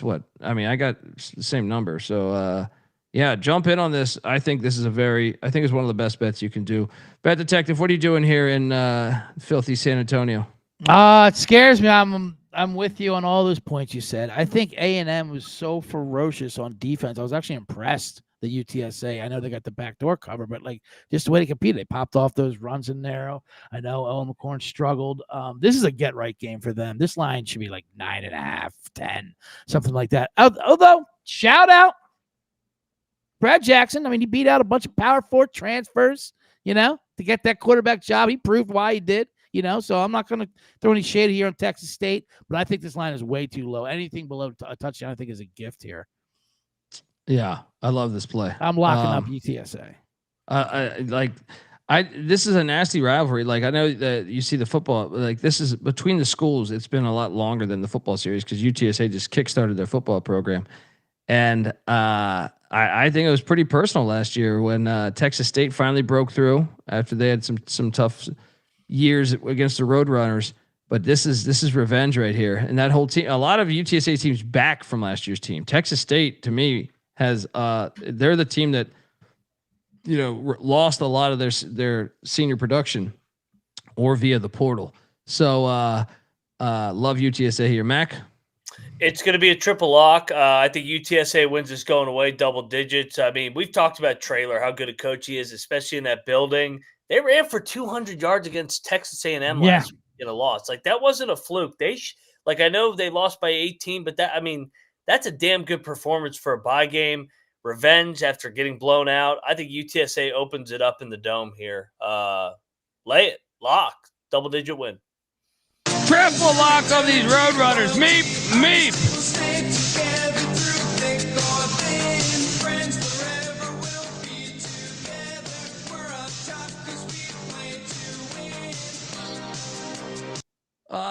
What do you guys think about that 65.5 total? Someone in the chat was asking. I guess I don't actually love it. I guess I would take the over, but yeah, I don't love it. I think just take the line is much better than the total. Yeah. Yeah. Next up, we're going to Kalamazoo for North Texas, Western Michigan at Waldo's. Get those liquor pitchers. North Texas laying 10.5. The over under at 59.5. I think it might be a little bit of overreaction. My Broncos did me good last week, Bet Detective. All right. They came through when we needed it most. The odds are stacked against us. So I will take the 10.5 and these Broncos. But I will not bet this fucking game. Bet Detective, what are you doing here? Oh, absolutely not. I got revenge on my mind. Give me North Texas minus 10.5. This Western Michigan team stinks. The guy completed 5 goddamn passes last week. I mean, they're just not good. Yeah, give me lay it 10.5. I don't want to talk about. Are you betting this? No, I'm not. Okay. Too much PTSD from them. Mac, what are you doing here? Number says definitely bet North Texas, but I can't lay that number with Eric Morse on the road. Right. Give me the points, no bet, because I think Western Michigan sucks too. All right, next up we got Ole Miss heading into Lexington, Commonwealth Stadium. Ole Miss laying 10. What is this? 9.5. I see right now. There's a 9.5 out there. Ridiculous. Dude, it was I think at 11. I think it opened at 11. 11.5 maybe. Yeah, I'm going in, guys. I don't know. Ole Miss didn't. I mean, I know they cooked the books. They they definitely cooked the books. First half, they did not look great. They opened that thing up and they poured it on in the second half. It's just too many points. I know you could say revenge spot for Ole Miss because Kentucky ruined their season. I just don't think they match up well. I think Stoops has a pretty good game plan for limiting Kiffin's offense. You look at last week and what Ole Miss was able to do. They started the freshman. I'm sorry, not the freshman, but his first ever start, Austin Simmons. And he struggled some. I mean, I know he ended up like throwing for over 341 yards, but he had 2 interceptions. This is his first ever road start. Yeah, give me them Wildcats. I'll lock it up. Give me the points. I don't think it's a crazy money line play, by the way.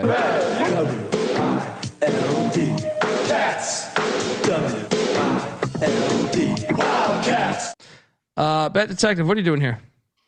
I almost wanted to go last. I imagine Mac is following you on this one. I know how you guys talk with your Stoops and your defensive bullshit. This revenge angle is real, by the way. I mean, this is all he's heard about how it knocked him out of the playoffs. And if he gets a chance, he will. Lane will run it up. They scored 63 points in 81 plays, 8.6 a play. I know the defense, Stoops does have a defense that matches up with them, but they have to score at some point. They got outgained by Toledo total yards per play.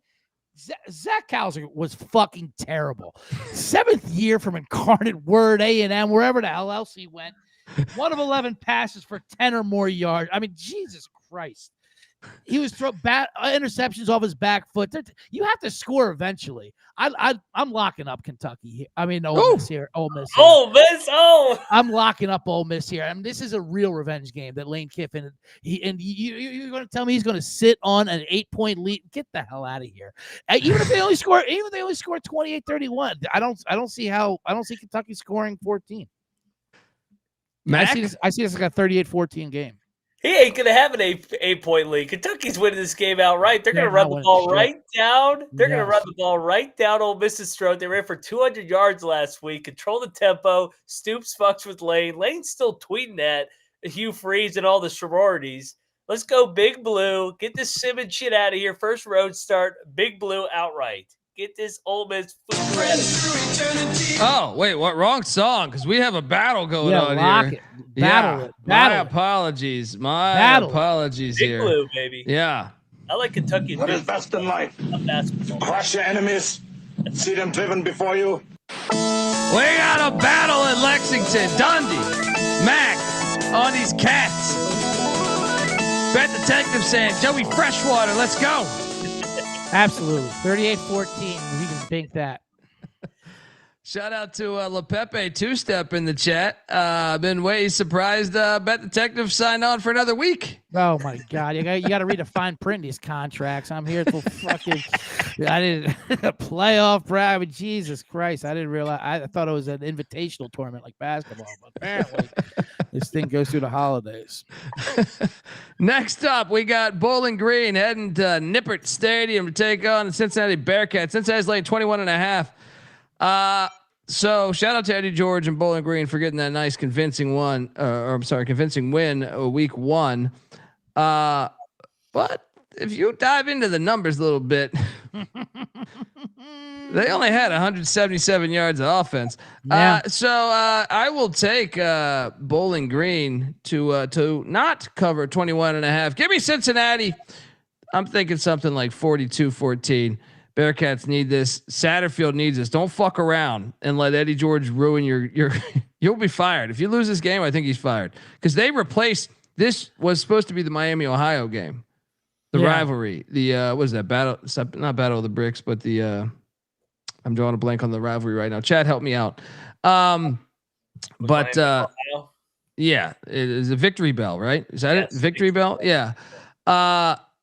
So they replaced them because Miami, Ohio started to beat them a couple times. So like, you know what? Let's stop playing them, even though we've been doing it for 110 years, and let's play Bowling Green. You lose this, I think he's fired. Bet Detective, what are you doing here? This line is weird to me. It's fishy. I mean, you could argue Cincinnati was better in their loss than Bowling Green was in their win. This is a pretty high number for it, especially as bad as Sorsby looked last week with that interception was just awful. But the defense looked good. I want to lay with Cincinnati. I think this is. I think I'm not going to get off just because of that loss. It's a tough loss, but yeah, I'm laying with Cincinnati. Not locking it up though. I'll be a sicko. I'll lock Cincinnati. They've lost 6 in a row as a program. This is like a take it all out on Bowling Green type game. Finally get in the win column after that bullshit Nebraska loss. I think they kill Bowling Green. Let's go. 38-7. Moneyline Mag locking up these Cincinnati Bearcats.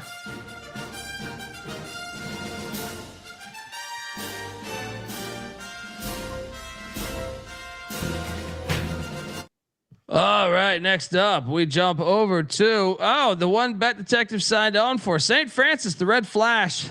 They're flashing on out of here and going to D3 after this season. They're catching 33.5 at UB Stadium there. Nobody goes into Lembo Field and gets a dub against Pete Lembo and the Buffalo Bulls. I'm going to lay it. St. Francis lost to ULM 29-0. This is a little more regional, but they didn't score any points. So I'm going to take Buffalo minus. I think Buffalo's better than ULM. So I'm going to lay it. Don't love this game though. Bet Detective, what are you doing here? Yeah, text your odds guy, wake him up in the middle of the night and tell him, lock me up St. Francis plus 33.5. Whatever book he's setting this at, I want to get in on it. Easy Buffalo fade here. Wow, Bet Detective going in on the Red Flash. He's a Pennsylvania guy. That's what it is. Absolutely. Yeah.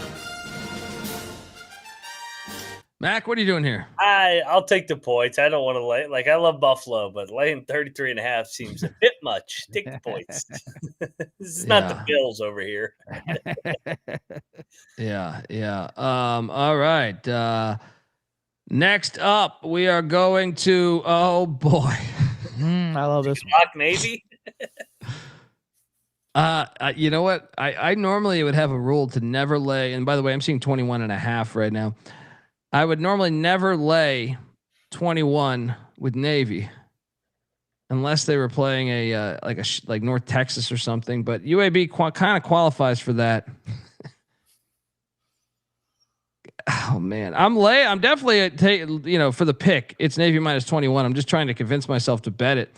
Bet Detective, what are you doing here? I got no problem laying with it. This isn't that. I mean, they made light work. They didn't even use anyone last week, and this isn't like those Navy teams that are going to have 9-minute drives like that and grind the clock out. We got to worry about the number. They're going to score in a hurry. Anytime I can fade Trent Dilfer, what a disaster he is. This is a joke. He's out there. The fact that they came back. Do you see what he did on his post game presser too? What did he do? He's a wise man, and I'm not. I want to death card. Yeah. He pulled the death card and brought up right when he went to the mic. He said, "I want to give her, rest in peace, thoughts, love, condolences to our friend, a Birmingham legend." So after that, you can't really come at the guy saying, "How the hell did you almost lose to Alabama State?" Yeah, you might as well pull his kids up there, borrow a baby, plop him on the fucking table. Get me out of here. I'm about to lock up Navy just because of that. Lock me up, Navy. Navy's a lock. They're going to win. All right. We've seen this before. They're going to win by 35. All right, I'm in. Well, let's go. You can't stop the triple. Yeah, you can't stop the triple, even though they hired but I mean, that defense was terrible last week. Air Force got lit up by Navy last year. That's true. That's true. Right. All right, let's go in on this action here. Triple lock on Navy minus 21. I see 21.5, but I think there's 21 out there still.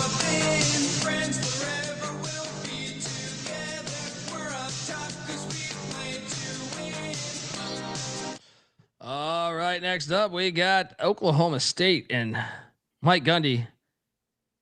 Unfortunately, there will be no Haas Henne at the quarterback spot. He is out, I think, 4 to 6 weeks. Oregon's laying 28.5. The line has stayed kind of steady, by the way. I'll take the points, but these coaches have been chipping at each other a little bit. Chirping at each other. I can't talk. Love it. I don't feel good about this game, but I'll take the 28.5, even though I feel like they're setting me up here with this backup quarterback coming in. Bet Detective, what are you doing here? Yeah, for Gundy to bitch about another school paying money when they have Boone goddamn Pickens as his fucking booster for the last 3 decades, get the fuck out of here. Lay this, lock it up, Oregon. Moore looks like he fits the system there. I know the old 5-star recruit there. They look very impressive. I know we faded him last week, but fuck Gundy and his guy now. Well, and Zane Flores. Yeah. not necessarily setting the world on fire a week ago. No. Throwing for a $136, no touchdowns, no interceptions against UT Martin. Because Hoss Hennig got injured kind of early in that game. Hoss Hennig got injured, and now, so he's definitely out, right? Yeah, he's out 4 to 6 weeks. I read. Oh, okay. So now it's the what is it? Who the hell is that? The guy I just said. Zane Flores. Yeah. Zane Flores threw for 6.8 yards per attempt. Not too good. This is his first ever road start. Fade it. I'll take the 28.5, but I'm not betting it. Lock it up. Are you kidding me? And Oregon's going to run it up. Mac, come on. I think old Gundy got the bulletin board that he fucking needed. He put the bait out there, and Dan Lanning took it. He shit on their NIL. He compared Oklahoma State to UT Martin. Lock up Oklahoma State. Oklahoma State first half money line 10-1. These boys Gundy back against the wall, baby. Hello, just duck you shit out of play here. to win the game. Love it. Wow. I'm 40. You spend to win the games. That's the quote. That's what you got to change that to. All right, we got a battle. The bet detective on these ducks saying quack, quack. Quack, quack. Manila Max saying giving them pokes.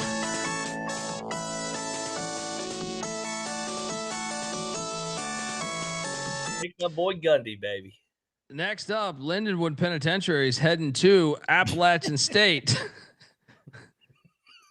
App State's laying 35. These Lindenwood Lions, look, they just got bodied by St. Thomas, the Tommies. I don't know if you guys caught that game, Bet Detective, but they went into O'Shaughnessy Stadium. It's not just the games; it's the way you segue through them. Like you're gonna, you like that one? Well, wait away. When do we go down to Boone, North Carolina? With a Lindenwood. Like your Musburger calling the old NFL on CBS. You're looking live at Appalachian State.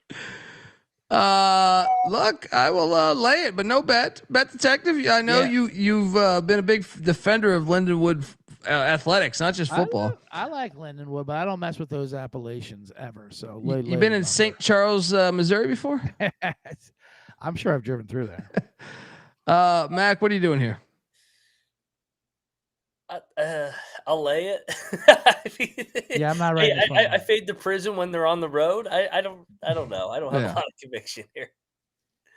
Next up, Troy, the Trojan men.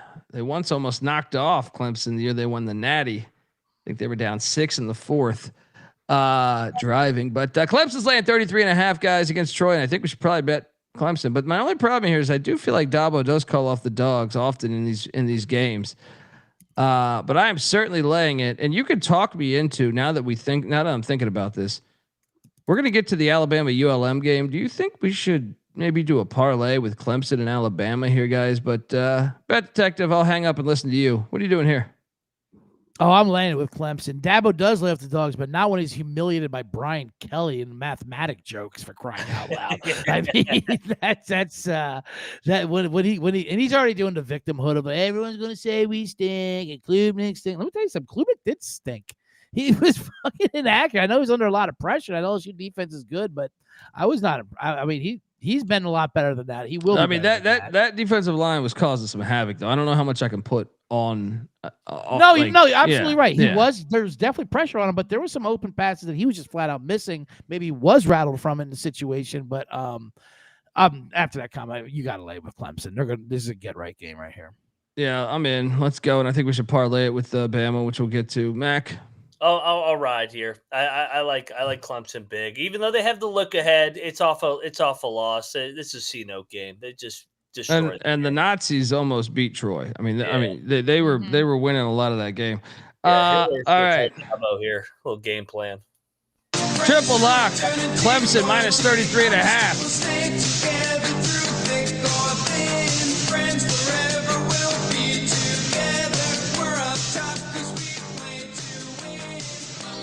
All right, next up we got Austin Peay, the Governors, catching 46.5 between the hedges against Georgia. Yeah, I'm not betting this. Give me Georgia, but no bet. Bet Detective.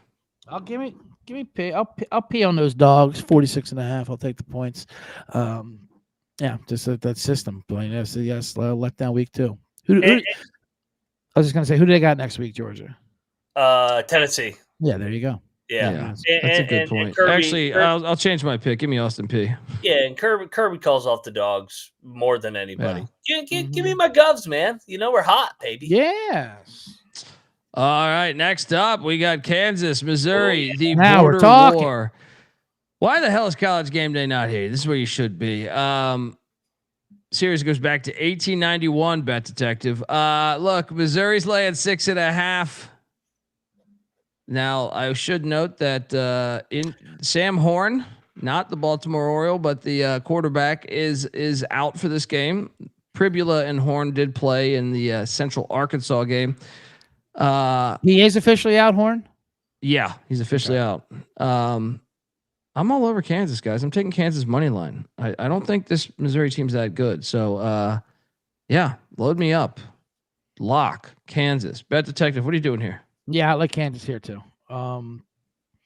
I did get 7 because I bet it earlier, but I mean at 6.5, just take money line. Just take money line. Isn't that helpful for the chat and everyone listening? What Colby got earlier in the earlier? Well, in the it season. just crept. It just crept When earlier in the season. That? Like you get that during media days when you're out there in Vegas. No, you man, lock in a look headline. This shit was like this 2 days ago, man. You could have got 7.5, and I missed the 7.5. In Columbia, Missouri, a place I've been to. I'll reserve judgment there. Give me 6. Yeah, I'll take Kansas with the points there. I love Jaden Daniels. Let's go. I got another. We also have a ticket on him as well. Yeah, didn't get the best value, but I think this is going to be a battle. Mac? I don't think the average fan knows how chippy this game's going to be. Too. Like these fucking two teams hate each other. Kansas in the real conference, the Big 12 versus Missouri, who ran from the Big 12. Let's go, Jayhawks money line. Lock up the points. Better quarterback, better coach. Rock chalk, baby. Let's go. Is this a triple lock? Then we're all in. Get Mizzou foo out of here. Welcome to the party, pal. All right, triple lock. Jayhawks, rock chalk, plus 6.5. Take that money line. Take that fucking money line.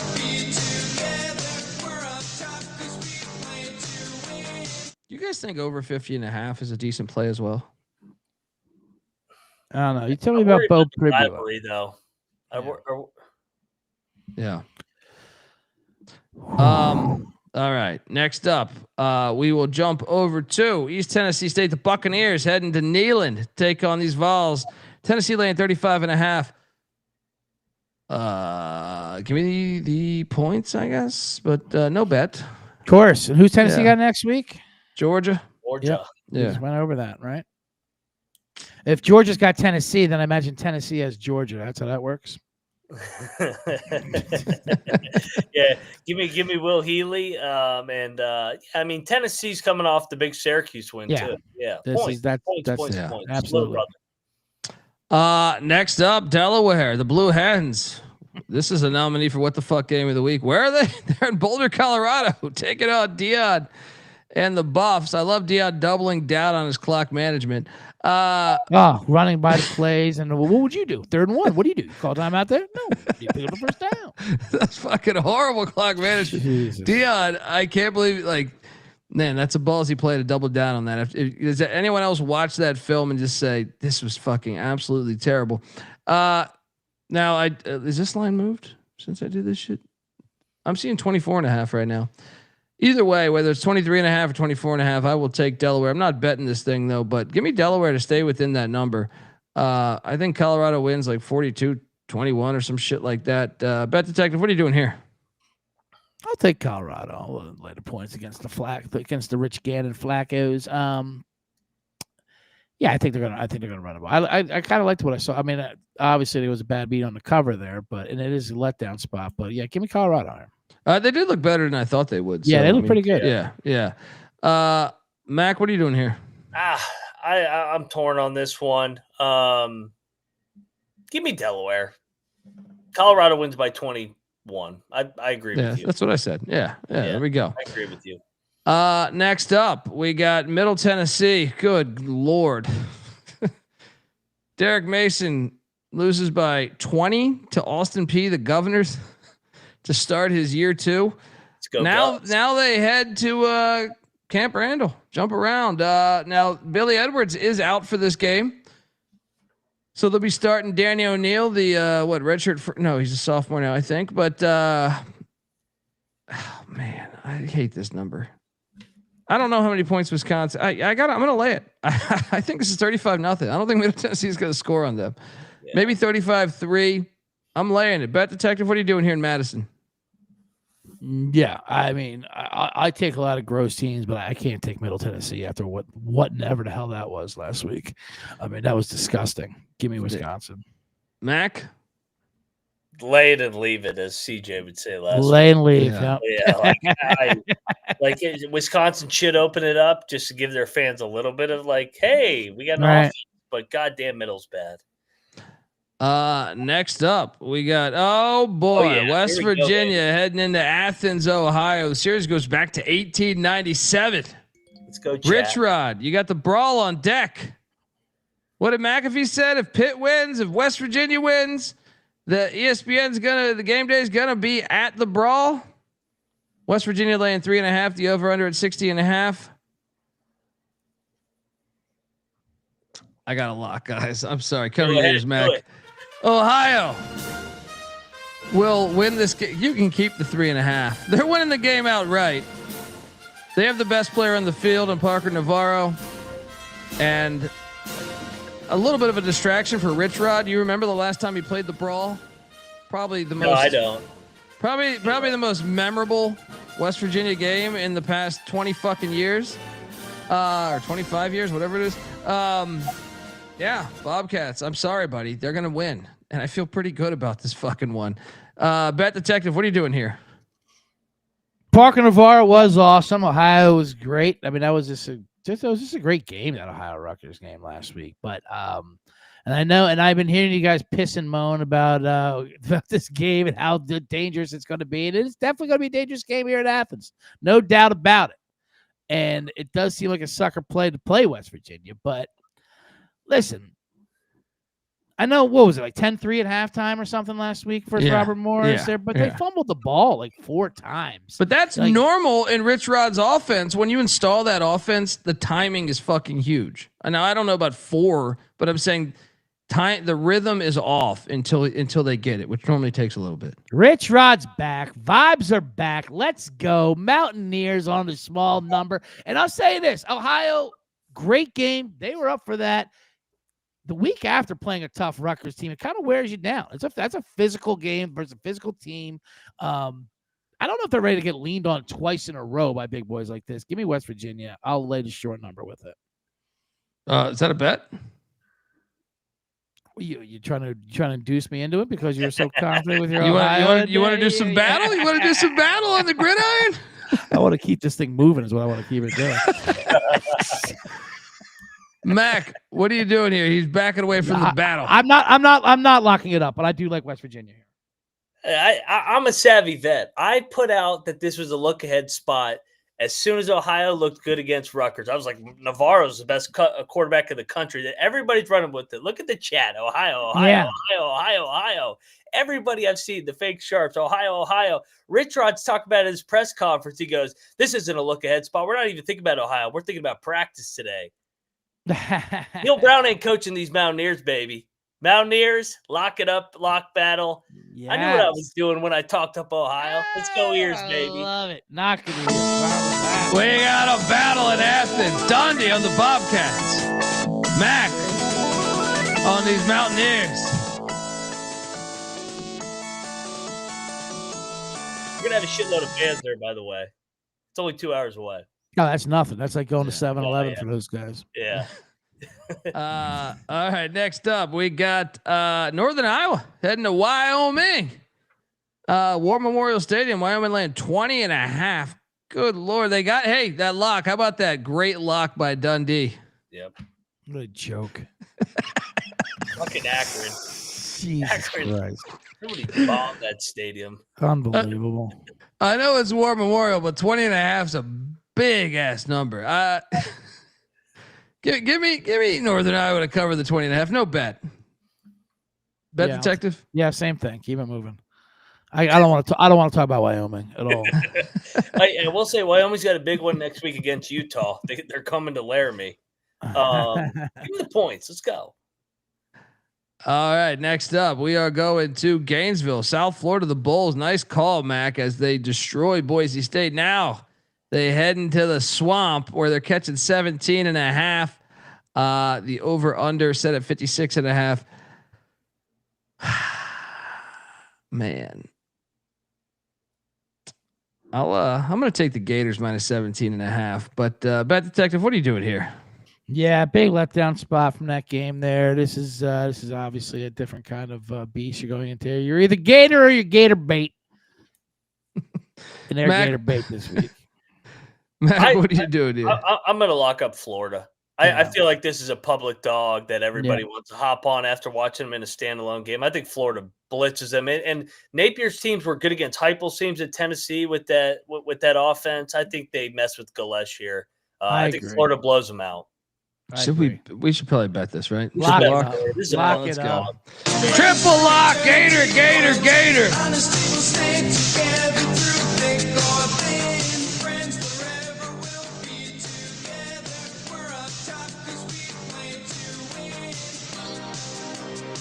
All right. Next up, for the first time ever, this is long overdue. They had something in their state laws where they could not play each other. Arkansas State taking on Arkansas for the first time ever in War Memorial Stadium there in Little Rock. Arkansas laying 23.5. Is it still 23.5? Yes, it still is 23.5. I got to take State. It's just the fact that this game couldn't happen for a while. I'm not a big Butch Jones guy. I'm much more of a Bobby Petrino, aka Road Rash Face type of guy here, but I got to take the points in Little Rock here. I haven't bet this yet. I kind of want you just because I want to watch the game. But bet detective, what are you doing here? Oh yeah, I'm laying it with Arkansas. I liked what I see out of them. It's just a nice fun rivalry there. A little banging in Little Rock, one of the most unheralded HBO reality shows there before about the Wigger gang members down there in Arkansas. Give me, but I think they run this up. Give me laying at 23. Yeah, I took Arkansas on the over on the win total. I feel like most people were locking up the under. I think Taylor Green year 2 with Bobby Petrino is going to be a big difference maker. Mac, what are you doing here? I think we get points. I'm all over the Red Wolves here. Give me the dog here in Little Rock. I think this is going to be a fun game. I'll lock up Ark State. Ooh, locking it. They finally get a shot at them. There we go. Moneyline Mac saying come howl with the Wolves.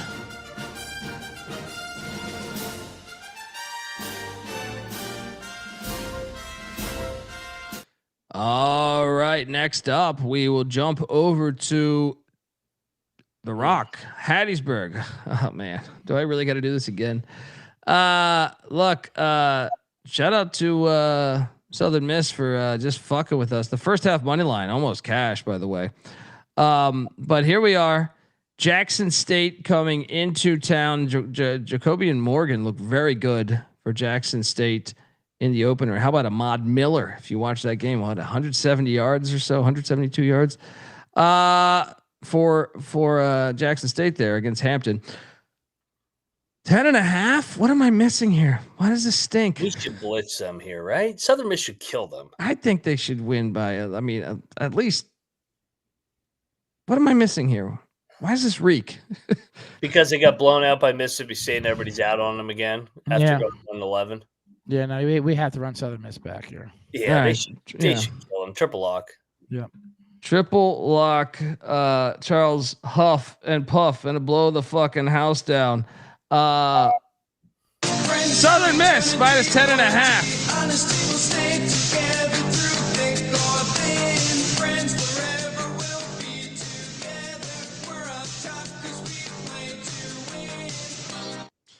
All right, next up, Sac State.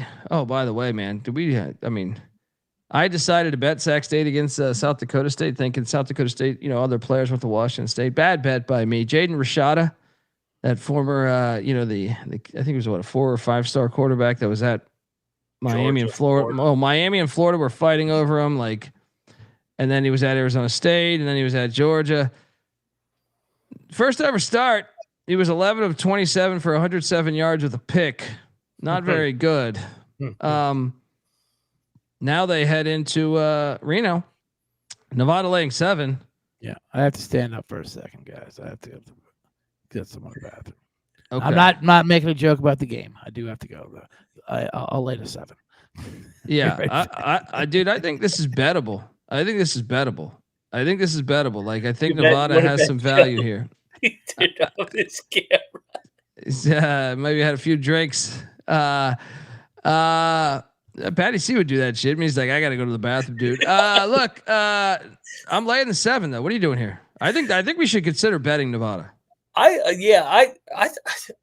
like chode ever since he got to Nevada. What's he like 12-3 against the number now in 2 years? Yeah, I thought they were competitive against Penn State. Let's bet him again. I like Marion. I like him as a young coach, but he's still a young coach. Chote's a vet. Let's go Nevada. Double lock on the Wolfpack. Let's go.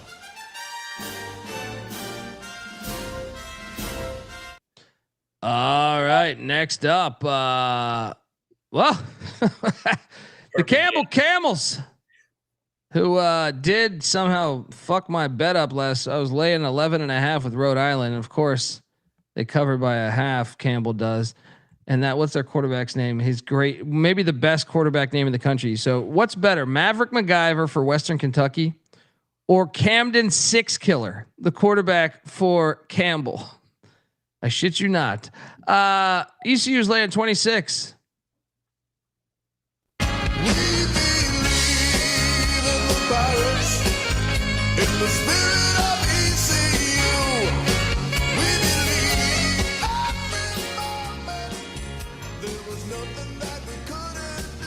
What are you doing here, buddy? I'll lay with ECU off the loss.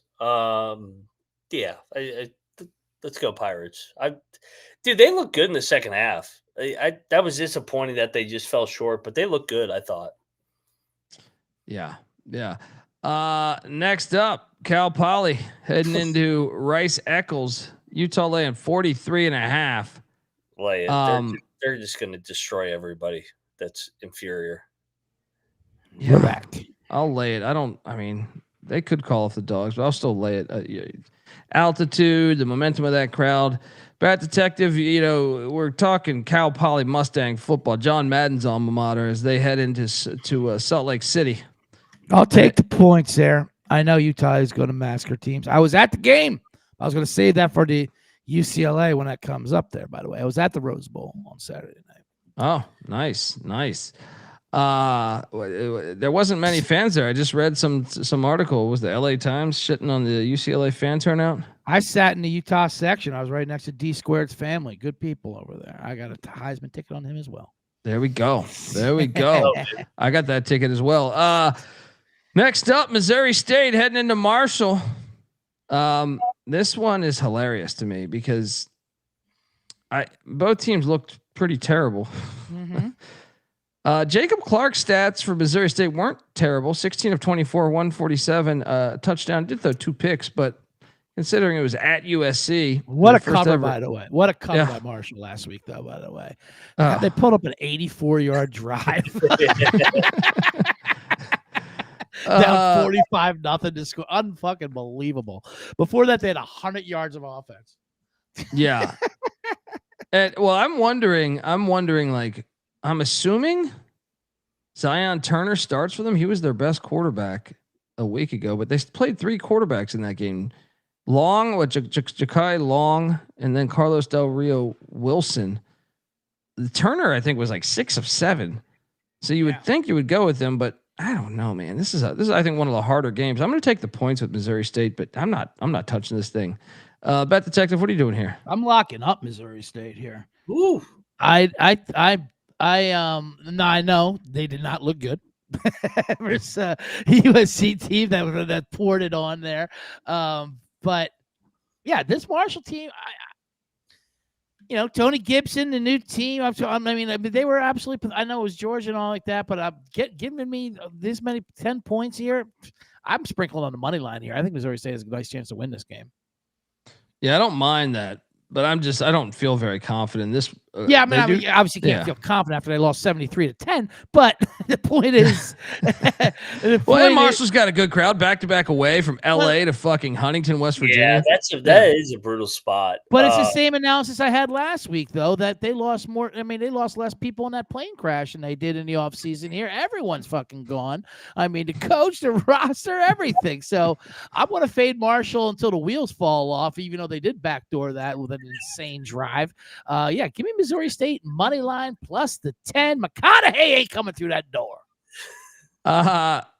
Bet Detective locking up these Bears of Missouri State plus 10. Sprinkle the money line. Mac, what are you doing here? Yeah, chat's busted me because I do show Marshall a little bit of love now that Gibby's there. I think that's a little much though for Marshall year one under Gibby. I'll take Missouri State, no bet. I think they win by 7. Nick Larson in the chat saying Missouri State UConn money line parlay plus 1100. You dipshits will throw Kentucky in there too. It's redneck parlay. Next up, Chris Dishman at Texas Southern. Oh man. Bet Detective, you missed it over here in SGPNE studios when Prairie View final play of the game had like a fucking. Well, it was basically like it wasn't 4th and goal because there was only 1 second on the clock, but whatever it was, they needed to get 20 yards to win the game, and they got it and beat Texas Southern by 1. Now they head to Cal, and did you see Sagapolate kick ass? Cal's laying 43.5. You got to take Texas Southern. Chris Dishman here. Come on. Give me the points at Texas Southern. Bet Detective, what are you doing here? Yeah. And shout out. He did look incredible. I mean, just the fact that he beat out Devin Brown there, from Ohio State, and he showed exactly why as 18. But yeah, I'll take that's still too many points. Let down spot. The same system I've been playing here. Play these FCSs off the week too. Mac? Yeah, I mean, the one freshman or young quarterback that finally burned us in his first road start. I'll fade him on the way back, but I no strong conviction. He's a real deal, man. He is. He looked great. Next up, North Carolina Central. Walker Harris at the quarterback spot there, heading into Norfolk to take on Ricky Ronnie's bunch. ODU. Did you guys see the stat line rushing for Colton Joseph? He had the first play of the game against Indiana. Colton Joseph was the quarterback of Old Dominion, who we've kind of raved about in the offseason. He had a 75-yard touchdown run on the first play of the game against Indiana, and then he had an 80-yard touchdown run later in the game. I mean, 10 for 179 to your point. He's a white guy. That's incredible. Represent. ODU laying 17. NC Central is a good FCS though, so it's tricky. I'll lay it, but no bet. Bet Detective, what are you doing here? I'll lay it, no bet. They got a nice mobile quarterback, Old Dominion, and I've been siding them with early on. That's it, Old Dominion. Mac? I'll lay it with ODU, man. I'm high on Ronnie and company, and I think he needs to pad the stats in a couple of these games. He's on the hot seat a little bit. Yeah. Florida A&M's in Del Boca Vista taking on FAU. FAU's laying 20.5. Give me these Rattlers in the points. No bet. Bet Detective? Yeah, give me the Rattlers. These owls stink. I don't They do. They do. They're terrible. They do. FAU.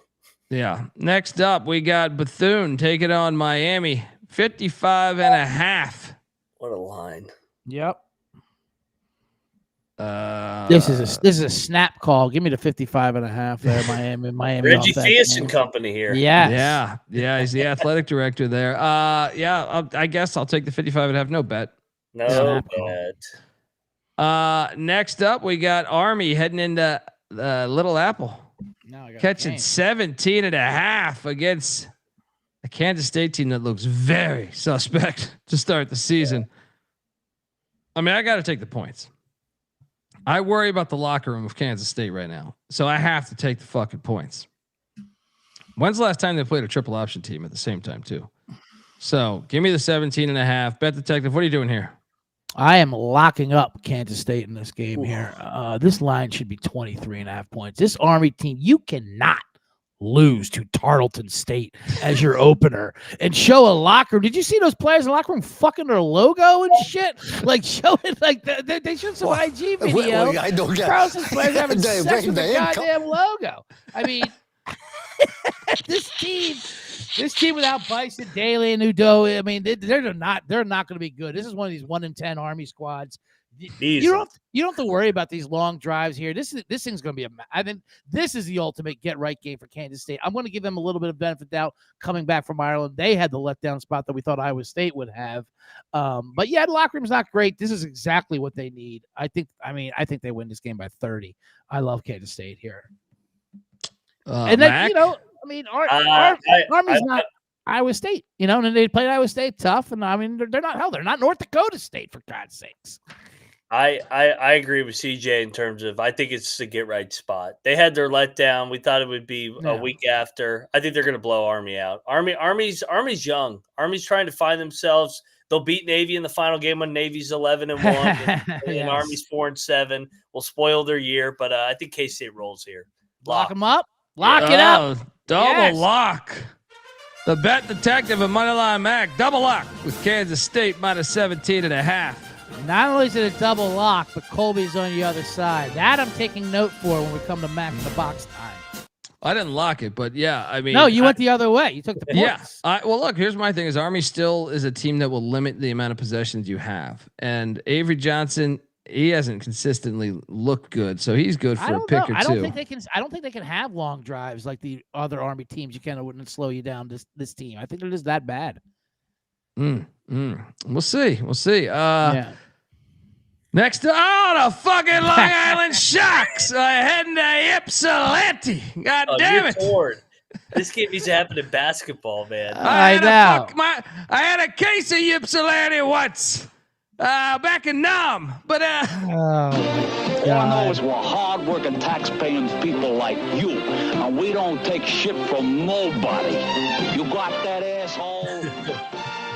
Now, this was the Blackbirds, right? And they changed it to Sharks?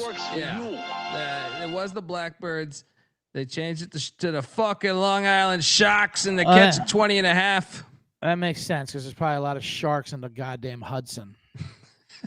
I'm all over Long Island plus 20.5. Chris Creighton plays close games. I think this is a great play right here.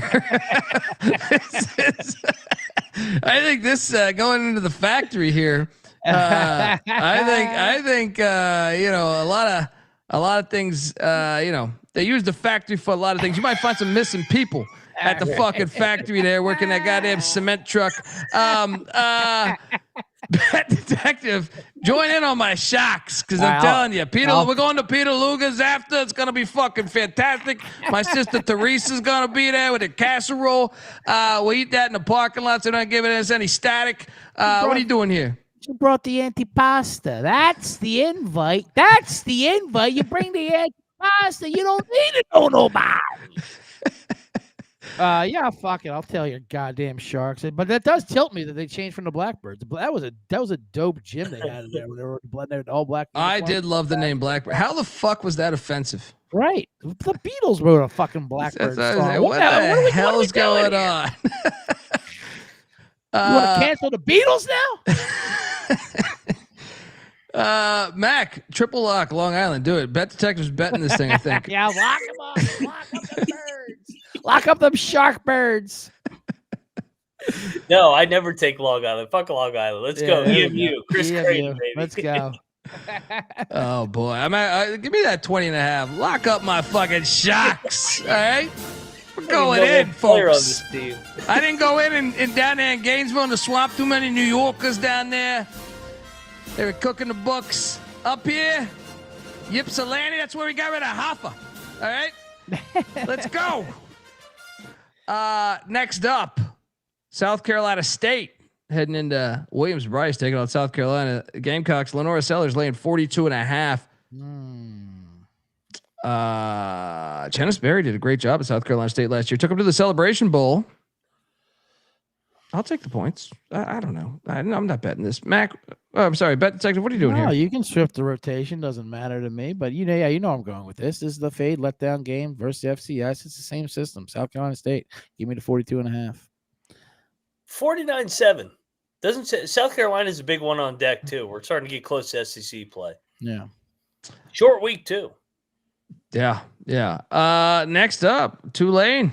I love Gulf Coast football. Let's go. Tulane heading down to Mobile, where South Alabama try to wear their uniforms from. They want to tribute to Selma and the hoses, but Tulane won't let them wear the uniforms. You disrespect the city of Mobile. Tulane's laying 10.5. It seems a little too obvious, right?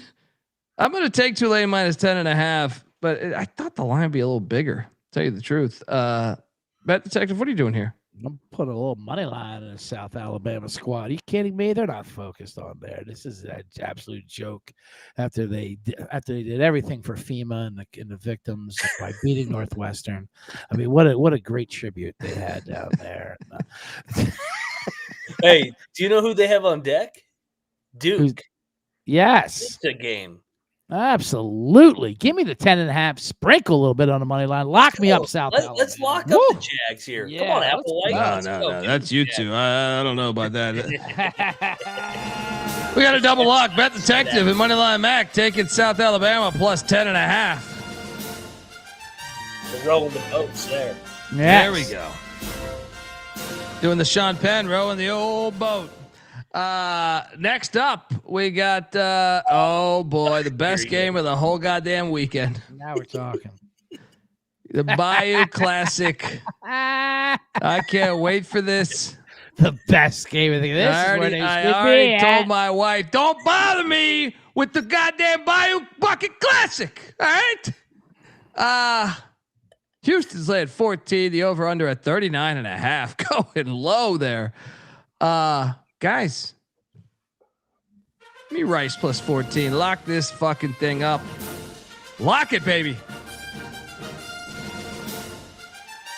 Bet detective, what are you doing here? I'm with you. I'm glad I went to 14. This was at 12, right? Something like that. Yeah. The home teams are 12-3 straight up and against the spread in the last 15 non-neutral meetings between this rivalry here. So, yeah, give me 14 with Rice at home. You kidding me? Let's go. Let's go, Mac. You win? This triple lock, disrespectful line. Houston wins by 7. Yeah. Boom. Let's go. Triple option. What is best in life? Crush your enemies. See them. That's for the battle. I'm sorry. Triple lock on the Rice Owls plus 14. Go.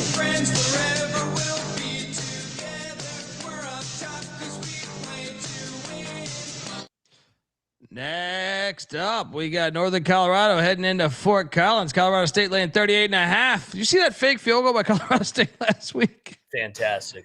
It reminded me of Jim Zorn when he was with the Redskins. He did that fake field goal twice. Yeah. Give me the points. This is little brother from Greeley coming down to Fort Collins. Bet detective? Yeah, of course. FCS school getting week 2. I'm taking every single one of them plus the points. Week 1, no. Week 2, yes. Once you get the game under the belt, I'll ride it. I'll ride with the bet detective and you. Let's go. Yeah. Who the Rams got next week? You think they have UTSA, right? Does that sound right? Yeah, someone tough. Yeah. Next up, North Carolina A&T heading into the Moon Bounce to take on Scott Frost and UCF. Scott Frost and UCF laying 31.5. They look like shit though the other day. I'll take the. Nah, I don't know. A&T didn't look great either. No FCS for me here. Lay it. They already had their scare. I'll take the points, but no bet. Yeah. Bet detective, what are you doing here? I'll take the points. You can't get halfway pregnant. Give me all these FCS teams. Memphis heading into Center Park Stadium where Terry Pendleton used to hit dingers, and they're laying 13.5. It's a live dog. That's what I'm thinking too. I think we should bet Georgia State because Memphis watched that Chattanooga game earlier today. Now, they did get up early, but man, they still didn't. I don't know. They just didn't. I'm going to take Georgia State plus 13.5. I can be talked into a lock here. Bet detective, what are you doing here? Yeah, I mean, if you're saying it's live, I'll go ahead and lock it up. But I'm definitely doing this fade in Memphis. I mean, I'll grab I'll lock up the 13. Why not? Remember, Del McGee, they beat Vanderbilt in a home game last year. I'm not going to overreact just because Lane ran up the fucking score on them. I thought this line would be closer to a field goal, or sorry, not a field goal, a touchdown a week ago. Now we're getting almost 2 touchdowns at home. Memphis replacing a lot. You might even want to wait till right before the kick. I think this might go to 14. Yeah. Let's go. Georgia State lock. I'm in. Yeah. Triple lock? Absolutely. Triple lock. And Cody, you will get there. If Tally Say puts these numbers up, you will get a record on all these FCS plays because I am running it down the board. Triple lock, Georgia State plus 13.5. I also like the over 56.5.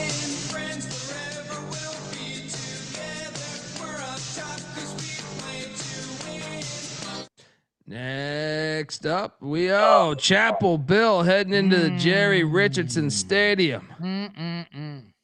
North Carolina laying 13.5. The over under at 49.5. Eek.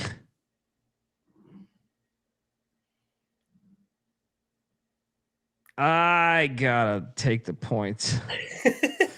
I don't know. I'm all over the place on this one. Both teams look like shit, but give me Charlotte in the points. But I have a feeling this will be a Carolina crowd. Bet detective, what are you doing here? Revenge game. And Charlotte's quarterback, he was a Tar Heel last year. He was a Tar Heel last year. Yeah, and Belichick kicked him out for that trash he tossed out there. Is he tossing Brad Johnson's kid out there again? Who I would assume he would get the start. Same age as his girlfriend. Is that true? Yeah, I tell you what. I mean, yeah, it's hard to say. Give me heels and a bounce back. Bounce back from what? I mean, what did they like? What did they absolutely show? But I'll fuck it. I'll lay it. Is this the UNLV spot essentially against Sam Houston here, where we take UNC? Right. Yeah, for sure. I'm laying it. I'm not locking it up, but I'm laying it with. I actually think I think you swayed me a little bit there. I'm gonna lay the 13.5 with UNC. Yeah. Mac, what are you doing here? I'm gonna take Charlotte. I'm not betting this. I just the problem with Carolina, they just played 48 hours ago. That's true. They got Monday night game. They got Monday night game too. Yeah, they got to turn around, go on the road now. Although in their defense, they only played 8 minutes of that game. Yeah, exactly. Yeah. I don't know, man. That's a tough spot for Belichick and company. Yeah. Even as bad as Charlotte was. Shout out to Ron. The FCS show's tomorrow, brother. Next up. This is just the appetizer for it. Western Kentucky is heading to Toledo, Ohio. Toledo laying 7.5. I have a lock. Wow. I'm going to lay the 7.5 with the Rockets. Revenge spot from last year. They lost in Bowling Green. I think this is a spot they get even. Maverick MacGyver will struggle a little bit on the road. Let's go. I know. This is tough. MacGyver leads the nation with 712 yards and 8 touchdown passes. They look great, But I believe you're right. I mean, Candle here, they have so many guys back. Western Kentucky doesn't, but Western Kentucky has looked good. I think you're right though. Like I said, Toledo, they outgained Kentucky in every category you could. I mean, they're tough, obviously. They need a bounce back. So I'll follow you. I'll lock Toledo up. There we go. Triple. There we go. Triple lock on these Rockets. Yeah, I like the Rockets at home here in a bounce back. Yeah. Revenge angle. Gleason's good. Let's go. Gleason is good. Let's go. Triple lock. Rockets -7.5. Let's go. Average first road start too. Yes. In the FBS. In the FBS, Yeah. and I think it will be a crowd. Is my point. Yeah. Next up, Charleston Southern heading into Coastal. Coastal laying 26.5. I'll take the points. This is the Jamie Chadwell Bowl. Bet Detective, you taking the points again with the FCS? Of course, in the Chadwell Bowl. Wow, how can you not? I mean, throw the records away. Mac? Points. I'm not laying that with Coastal with Tim Beck. Next up, the Salukis of Southern Illinois are heading into Ross-Ade Stadium. Take on Purdue. Purdue laying 21.5. Notre Dame on deck. Oh man, give me the Salukis. Give me the Salukis. Then they're better than Ball State. Yeah. Let's not get too greedy with Purdue. Yeah. Too far here. Next, La Tech. Sonny Cumbie looked good week 1, shutting out Southeast Louisiana. Brian Kelly and his family are laying 37.5 at the real Death Valley, as they say now. I will. You know what? I'm still laying this. I don't think La Tech's going to score on them. I know the spot screams La Tech. Yeah. I just don't think they're any good. I don't think they're that good. Yeah. They're not. So. And they have new coordinators. They brought back like 9 guys. I mean, I know they beat Southeast Louisiana last week, but this is a Saturday night in Baton Rouge. They want to celebrate. This is a completely different animal they're going to run into here. I don't see LSU having a letdown spot here. I see them flexing their muscles and having fun. 52-6. Final score. Lay this out. I agree. This has been a popular. I've seen people say this is a popular letdown. Not primetime Baton Rouge. Right. They're gonna fuck them up. Lay it. Yeah. Next up. Oh, I got a lock here. Michigan heading to Norman. What do we say about our quarterbacks? Right back to the theme of the show. Oklahoma laying 4.5. Start. Yeah, Bryce Underwood first road start, and I am fading that. So lock up Oklahoma, a -4.5. I know Mateer has struggled against P5s before, but at least he's played at P5s before.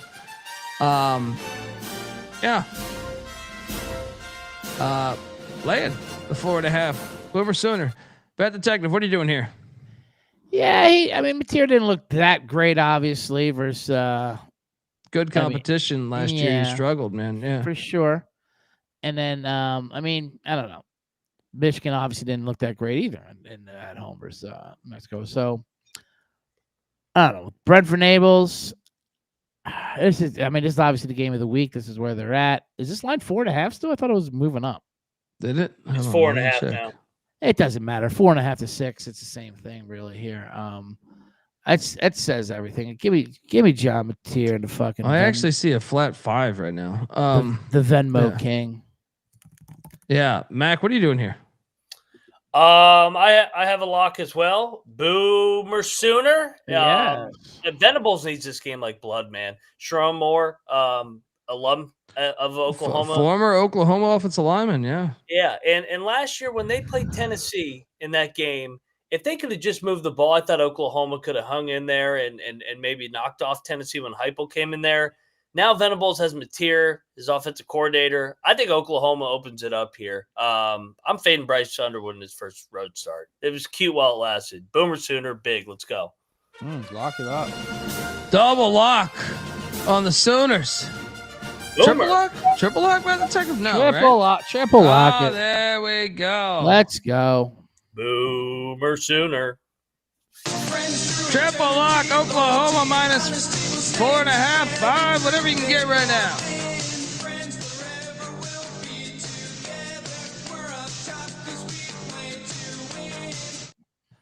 All right, 5.5 on FanDuel, folks. Look, Arizona State is heading into Stark Vegas. This line has come dropping down. It is now at 6.5. Over under at 58.5. I'm going back to the well. I don't know. Actually, I think at this point I'm not going to buy into this. Give me Mississippi State to cover this. I think they're live on the money line. I would have liked to get a touchdown though. I'll bet it at a touchdown, but 6.5. I'm gonna stay away. Bet Detective, what are you doing here in Stark Vegas? I was gonna say this is the one you put in your money line parlay. Mississippi State's winning this game. They're a motivated team this year. That was obviously I don't want to say shocking result, but a definitely puzzling result we weren't expecting. And they look possessed. They look like they're fucking, they're out to change the narrative here. Arizona State's got their cheerleaders ringing cowbells in practice to assimilate noise. Yeah, but he's already bitching about it. Like I'm looking for spots to fade Arizona State this year, and this is definitely one of them. I know we're not getting the best number. I don't care. Lock up the points. I think they win this out. I think we do sprinkle the money. I might just bet the money. Oh, I'm sprinkling money. Yeah, period. Yeah. I think they win this though. All right. I'll join. Mac. I've said all summer that Mississippi State was going to beat Arizona State week 2. Revenge. Dillingham doesn't like his team right now, man. Yeah. You can just hear the press conferences and he's talking about the hotels and all that. This is a great spot. Cowbells, first time Arizona State's top 10 on the road in a hostile environment. Mississippi State wins outright. Let's go. Triple lock on these dogs. Hail State. Let me revenge. Oh, boy. Here we go.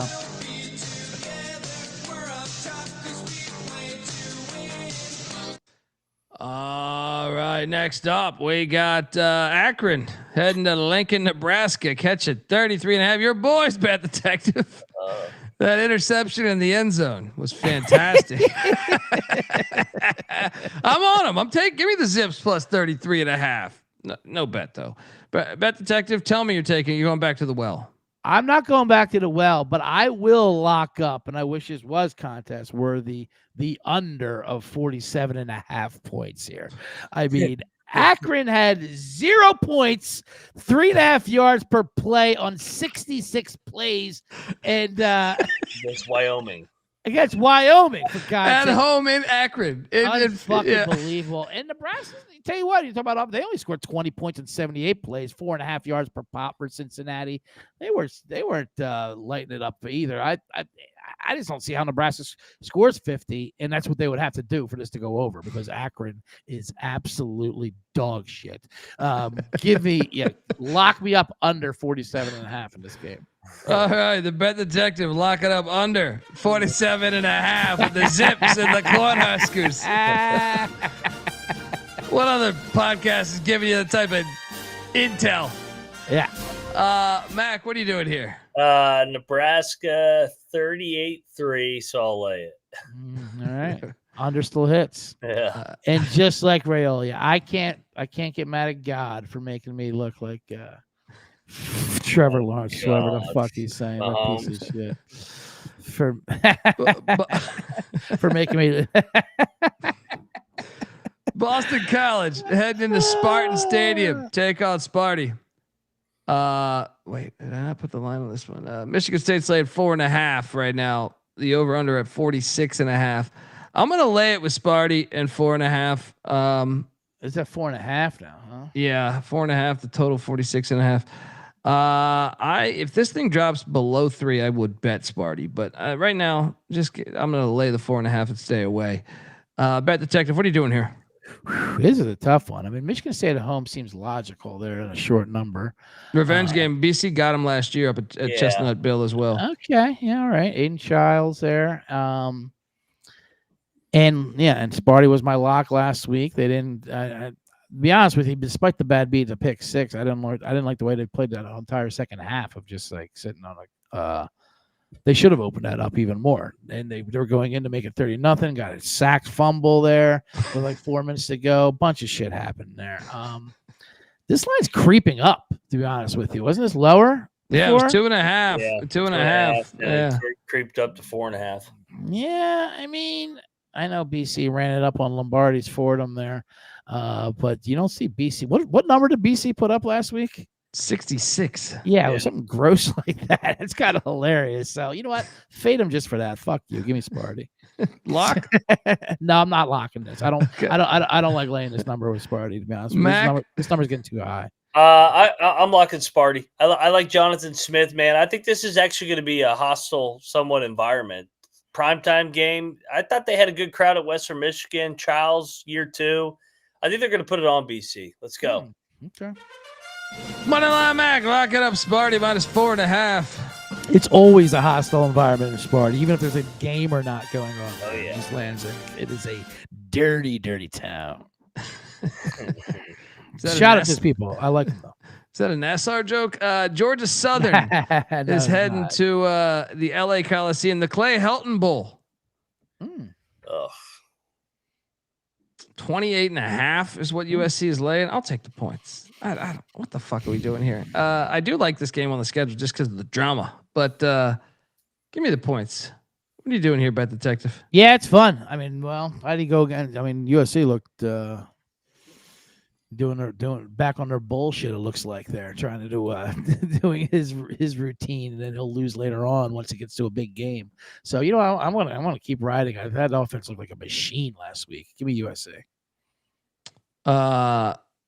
Mac, what are you doing here? Points. Did Georgia Southern stay out on the West Coast? They played. I'm assuming they had to. What are you gonna fly back for a fucking day? Yeah, they stayed out there. Check the picks page. I may bet Georgia Southern late. What is that over under 60.5? That's Clay the play. Helton, I'll bet the over. They're getting over 60.5 here. Give me the over 60.5 in this game.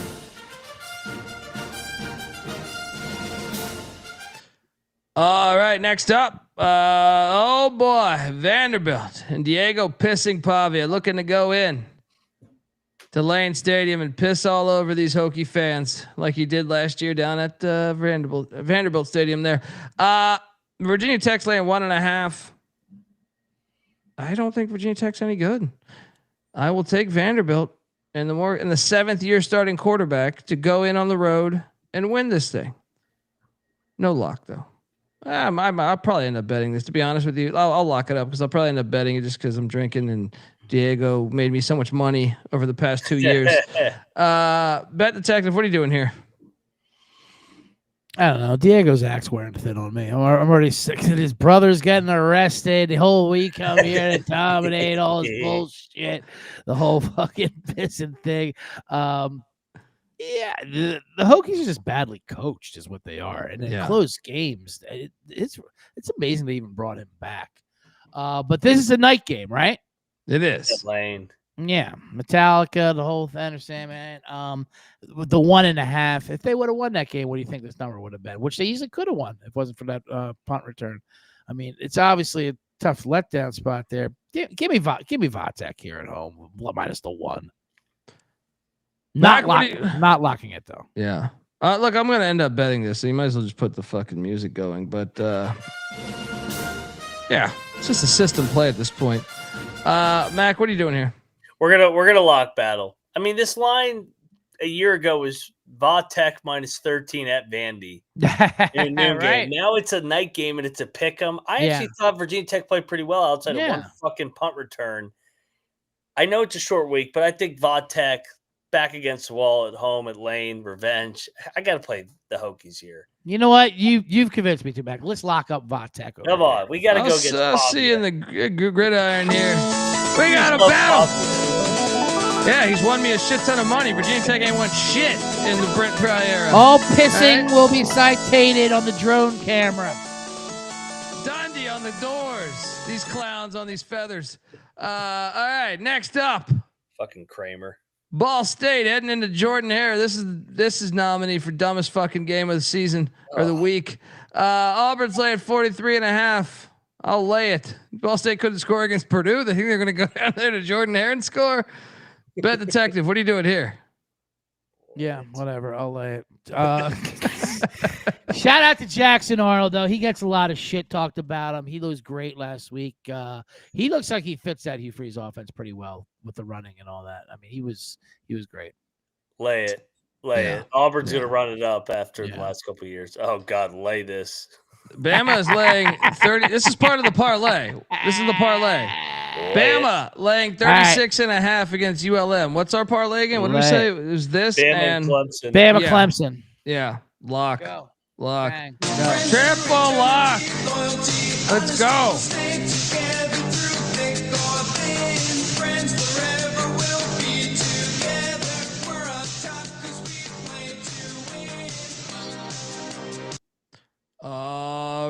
next up, McNeese, Louisiana, little in-state battle. McNeese wants to be FBS. Here's your chance. Catching 31. I'm taking him. In-state battle. Give me the 31 lock. Bet Detective, what are you doing here? You know what I'm doing. What I'm doing for the other 40 goddamn FCS. Man. You're taking the point. Is that Dennis Quaid? Double lock. Give me the Cowboys with you. Let's go. Let's go. This fucking McNeese or Louisiana. I actually love this game. I will watch every second of this fucking game. Next up, UCLA heading to the Death Star to take on UNLV. There's been some shit talk going on already. Wait, UNLV's corner talking about he watched the film of Nico. He saw nothing special. He said. DeShaun Foster said we'll handle it on the field. That's what Alabama said. That's a good point. I'm on UCLA, guys. I think UNLV, if you look and saw, Idaho State got just stomped by Southern Utah, and I think Sam Houston might be a bottom 5 FBS team. I think UCLA is the play here. I'm going to lay the 2.5, and I'm going to lock this motherfucker up. I think one of the best bets on the board. Bet Detective. What are you doing here? I was at the Rose Bowl last Saturday night. We were on Utah on Mac in the Box. I wanted to watch that. I even bet on Utah. I thought it'd be a good game. I was a little disappointed in UCLA's defense. Foster's defense, they were good last year. But maybe a lot of that was Utah being Utah, how great they were. And I will say this. Nico, not good, of course. He did show flashes. He made some good plays with his legs at opening drive. Even that ball they love showing that he overthrew could have been caught. And then there was a 4th down. There was an interference that wasn't called there. They tied that up. I mean, he made plays. He was definitely consistent. I'm not trying to defend him. That being said, he was also blitzed 59% of the time there. He was under a lot. I mean, he was under pressure that he will not be under with his fucking UNLV team, which was the 7th highest rate, I believe they said there. I mean, UNLV, like we said, remember at that horrible Idaho State game, which they should have lost. And now all of a sudden we think they're back because, like you said, Dundee, because they beat Sam Houston State. Yeah, absolutely fucking not. And remember, Sam Houston wasn't playing on campus. That they don't have a home stadium. So like I know that UNLV is like that win doesn't mean that much to me. Is my point. No. I know that this game is not in Westwood or Pasadena or whatever. Like this is them at home, but still, how many people are going to be at this fucking game? I tell you who else is going to be at this game. The man in the box. He's going back-to-back UCLA games. I'm going to Vegas. This is a 5:00 at the Hockey Puck. I already got the seats. I want to get Bowser there. We're going to be riled up. And I'm becoming a Nico fanboy now. I'm going to both his games back-to-back. This is absolutely disgusting. Good luck with that. Yeah, but I am locking up UCLA here at -2.5. I think you are really buying low on UCLA and selling high on UNLV. I think it's like top 5 play. To me, it's like one of the better plays on the board. I agree. It's going to make the Mac in the box. I hate Nico as much as anybody. I think he's way overrated, but this is ridiculous. UNLV sucks. UCLA rolls here. Bounce back, and it's just a neutral site game. It sure is, and I'll be bringing it home. I brought in Utah on Saturday. I'll bring in UCLA this Saturday. Let's go live on Nico. Triple lock on UCLA. Let's go. Laying 2.5. You know, imagine Bowser there. Yeah. Next up, we are going to El Paso.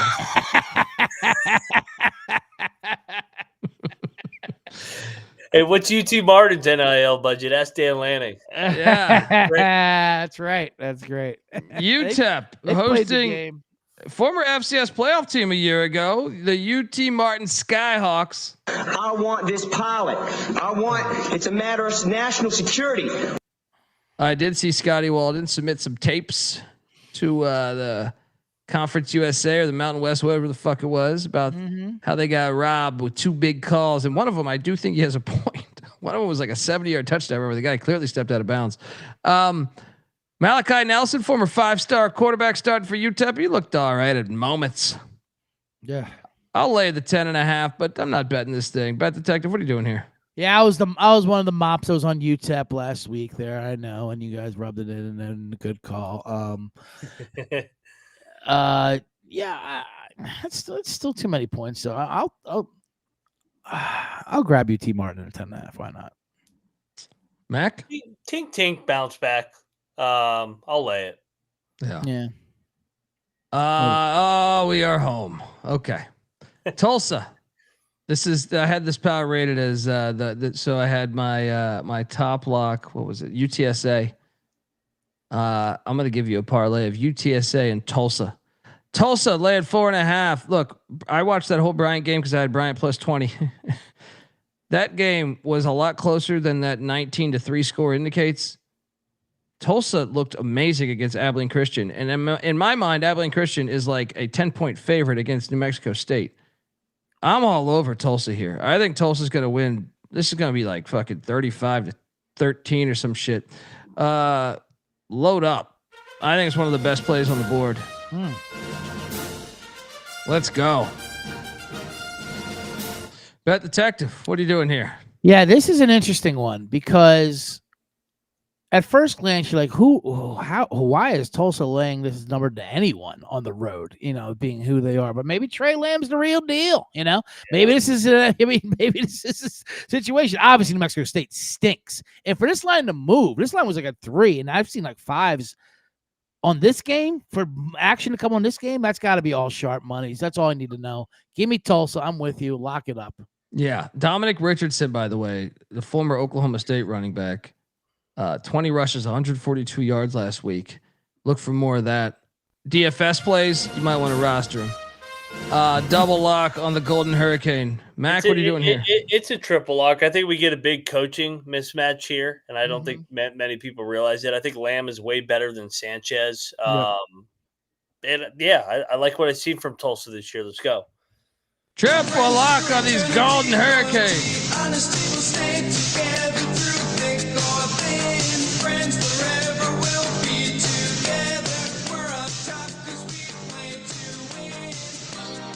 Next up, Weber State heading into Tucson. Brendan laying 28. They just played in Harrisonburg, Virginia. Weber State did, so I will lay the 28 with Arizona. Bet Detective, come on. He's taking the points. You know my system. I'm laying it with Arizona, man. I like the Wildcats this year. Yeah. Next up, let's go. Stanford heading into Provo. BYU laying 20.5. This seems so chalky, but I got to do it. Right. I will lay the 20.5 with BYU. Lock. Are you locking this? I am. This is 35-7. I can't see them scoring more than like one score. Lock. Lay the 20.5. Bet Detective. Yeah, this is too moppy of a play to play BYU. It's too moppy to be like, oh, Stanford lost to Hawaii.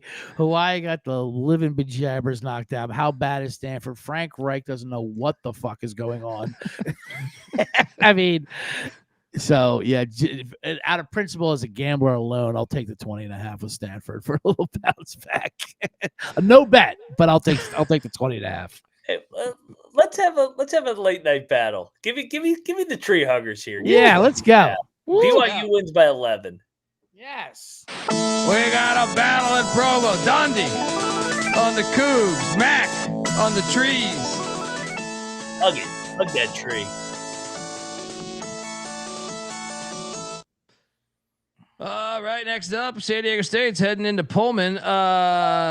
So this is tricky because this line has crossed 0. San Diego State is now the favorite, and I think a lot of it has to do, if you watch that Idaho game, Zevi Eckhouse, who we all thought was going to start because he played well in the bowl game, and he was pushing Mateer for the starting job last year. He did not play this past week, and Wazoo played both quarterbacks that weren't him. Yeah, which was shocking to me. And by the way, it's no longer Wazoo minus 1.5. It's the Aztecs.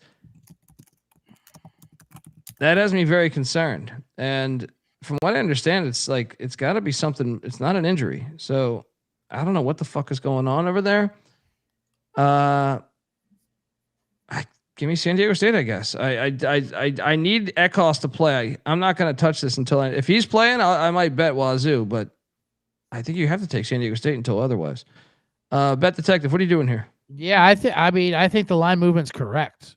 I mean, those two efforts last week by both of them couldn't have been more different night and day. San Diego State looked good. Washington State did not. It basically comes down to that. And I think Washington State's very questionable this year. I think this season might get away from them. Early on, 1 point. Yeah, I don't care where this thing moves to. Lock me up, San Diego State, actually. Ooh, there we go. Bet Detective going in on these Aztecs and Sean Lewis. Mac? I'm going to battle. I'm going to take Wazoo. I think it's gone a little far here. I think they get it done here at home. I am curious what the heck's going on with that cost, but I think that they also first game jitters, and I'm not going to overreact to Sean Lewis just beating the shit out of Stony Brook. So give me Wazoo at home and a pick 'em against San Diego State in Pullman. We got a battle. Bet Detective with the Aztecs. Mac with the Cougs.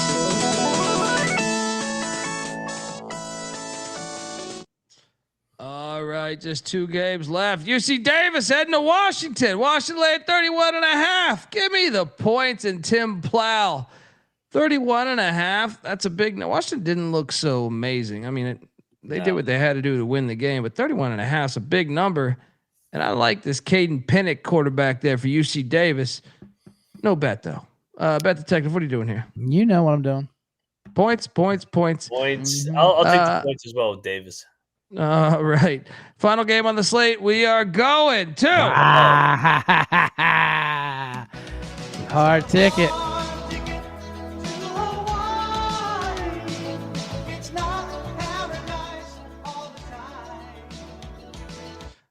Now here's the problem. Sam Houston State at Hawaii, but Micah Alejado is in a boot. That is a problem. Yeah. And for that reason alone, I've seen the line. This line was at like 10 or 11. It's down to 6.5 right now.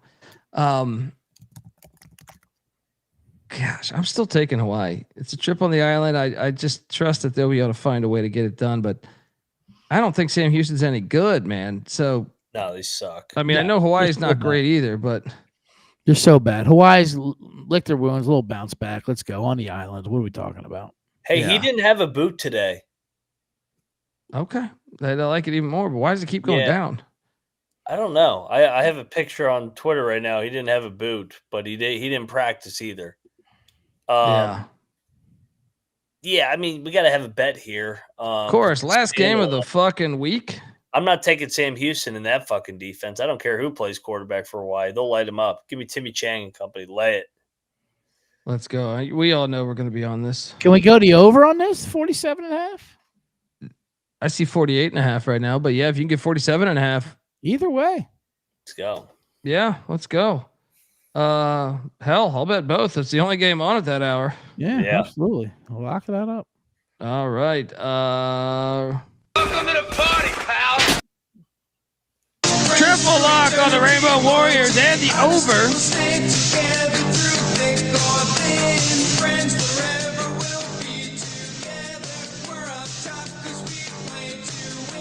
Shout out to Mike who says get the hard ticket to Hawaii shirt in the SGPN store made by TCE. Folks, that is our show. Moneyline Max on Twitter at Moneyline_Mac. Bet Detective. CJ Sullivan's on Twitter at CJ Sullivan_. I'm on Twitter at TheColBD. College Football Experience is on Twitter at TCE on SGPN. You guys got your contest picks, right? Yeah, Mac in the box. Mac in the box, just to update everybody. A nice teaser where we went through the entire slate there before we tease it. Mac in the box went 6-1. Now this is going to be all 3, but Dundee decided to leave us here and went for his TMZ corporate fucking bullshit Benedict's entry with Sean and Ryan, the main show, and they went 4-3. Hey, that's good. It's a good. I mean, it's not 6-1 good, but it's good. We're not tied for 5th. You dumped us with the peons here, and you said, I don't want your indie bullshit. I want to go with the big wigs, and there you are. You and your ESPN bet nonsense, TMZ. So now it's just me and Mac, and we looked at the prize. It splits better 2 ways anyway. So yeah, we went. Fool ass bitch made punk. And we heard in the other chat rooms you were actually rooting against us, which makes sense. The way you threw me under the bus about the sound problems. Oh my God! What the fuck are you talking about? Rooting against you guys? All right, who said that? Let's say the chats are talking. The streets are talking. The chats are talking. The streets, the slums. Yeah. So what's your guys' plays? Look, you got to get them out, or we don't trust your intel. Bombs, you're on the clock. Let's keep it going. You went first last week. All right, that's no problem. And I'm looking at the lines here. By the way, if you want, they just came out tonight. The official, what is it? Not Golden Gate, fucking Westgate College contest. I'm delirious from the 100,000 games. I think that's Colby's strategy to make me delirious. So I don't even remember what I want. No, it's working. You just fucking said you went 5-1 or so, 6-1. 6-1, buddy. Yeah. It ain't gonna work, buddy. We agreed with a lot of them. We have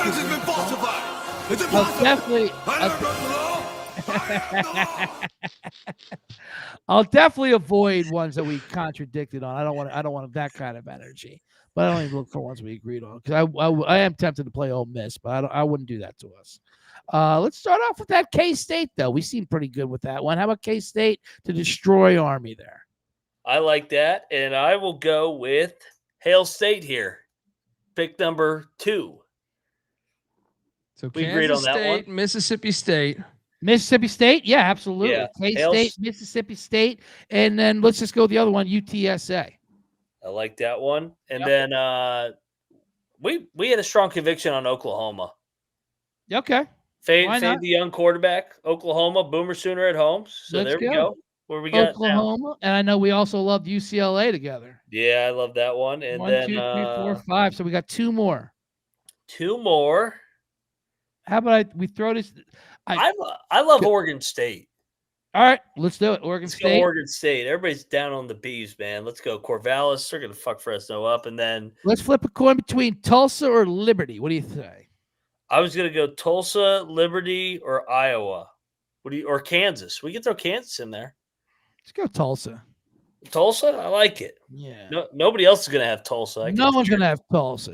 Well, that's the worst part about me being with those stiffs over there. Yeah. Is they're only choosing the ranked games. TMZ. I'm like, wait a second, guys. We should put fucking Tulsa in here. Right. UTSA. Yeah. You guys are going to mop up on my fucking brains over here. You know? My fucking brain. He's already got his narrative ready. I know. He played. So what happened? You guys went 4-3 last week. You could tell us. They won't. They don't listen to our show. Trust me. Even though there's 400 people watching this bitch. Yeah, right now. exactly. Do they let you pick it, or you do that? You do one by one, and I'm sure. But it's from our ranked games. You know what I mean? Like, so it's a little bit harder. Well, of course they don't allow a certain menu. They don't even know Tulsa's got a football program.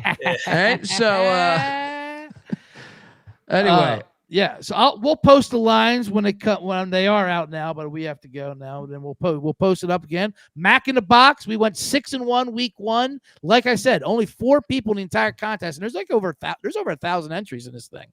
Only 4 people went 7-0, so we are tied for 5th. You guys actually at 4-3 is in the upper 70 percentile. It's like Well, we got to change it. You can mention the studio. They got to change their fucking plans though, man. You can't be picking from there's no way we're gonna last picking from the top 25 matchups games and shit. You know what I mean? Like the Tulsa game, like UTSA and Tulsa to me are like smash play. I told you, parlay that shit. That's the bed you lied. That's the bed you lied in, Colby, with that corporate TMZ bullshit. You Benedict us. We could have let you in, but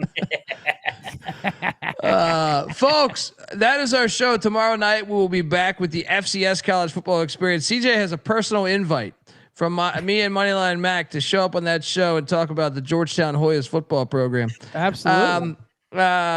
Subscribe to the College Football Experience, iTunes, Spotify, wherever. YouTube.com/The College Experience, our hub for all of our stuff. I know Moneyline Mac's doing his college basketball stuff. Got some interviews lined up. So Beanick College Baseball, the FCS College Football Experience, all come together as one. YouTube.com/The College Experience. Don't forget about the Bottom Line Bombs podcast. All you motherfuckers. Someone in the chat asked, "Are you guys talking NFL?" Oh, Bet Detectives talking NFL. Yep. Bottom Line Bombs podcast. Subscribe. Tell a friend. Tomorrow I'm doing my Survivor and Circuit Contest 5-pick show at noon Pacific after I do the prop show in the morning with the corporate bullshit. Till next time, folks, this is the college football experience. You better start thinking about yours. And we out of here.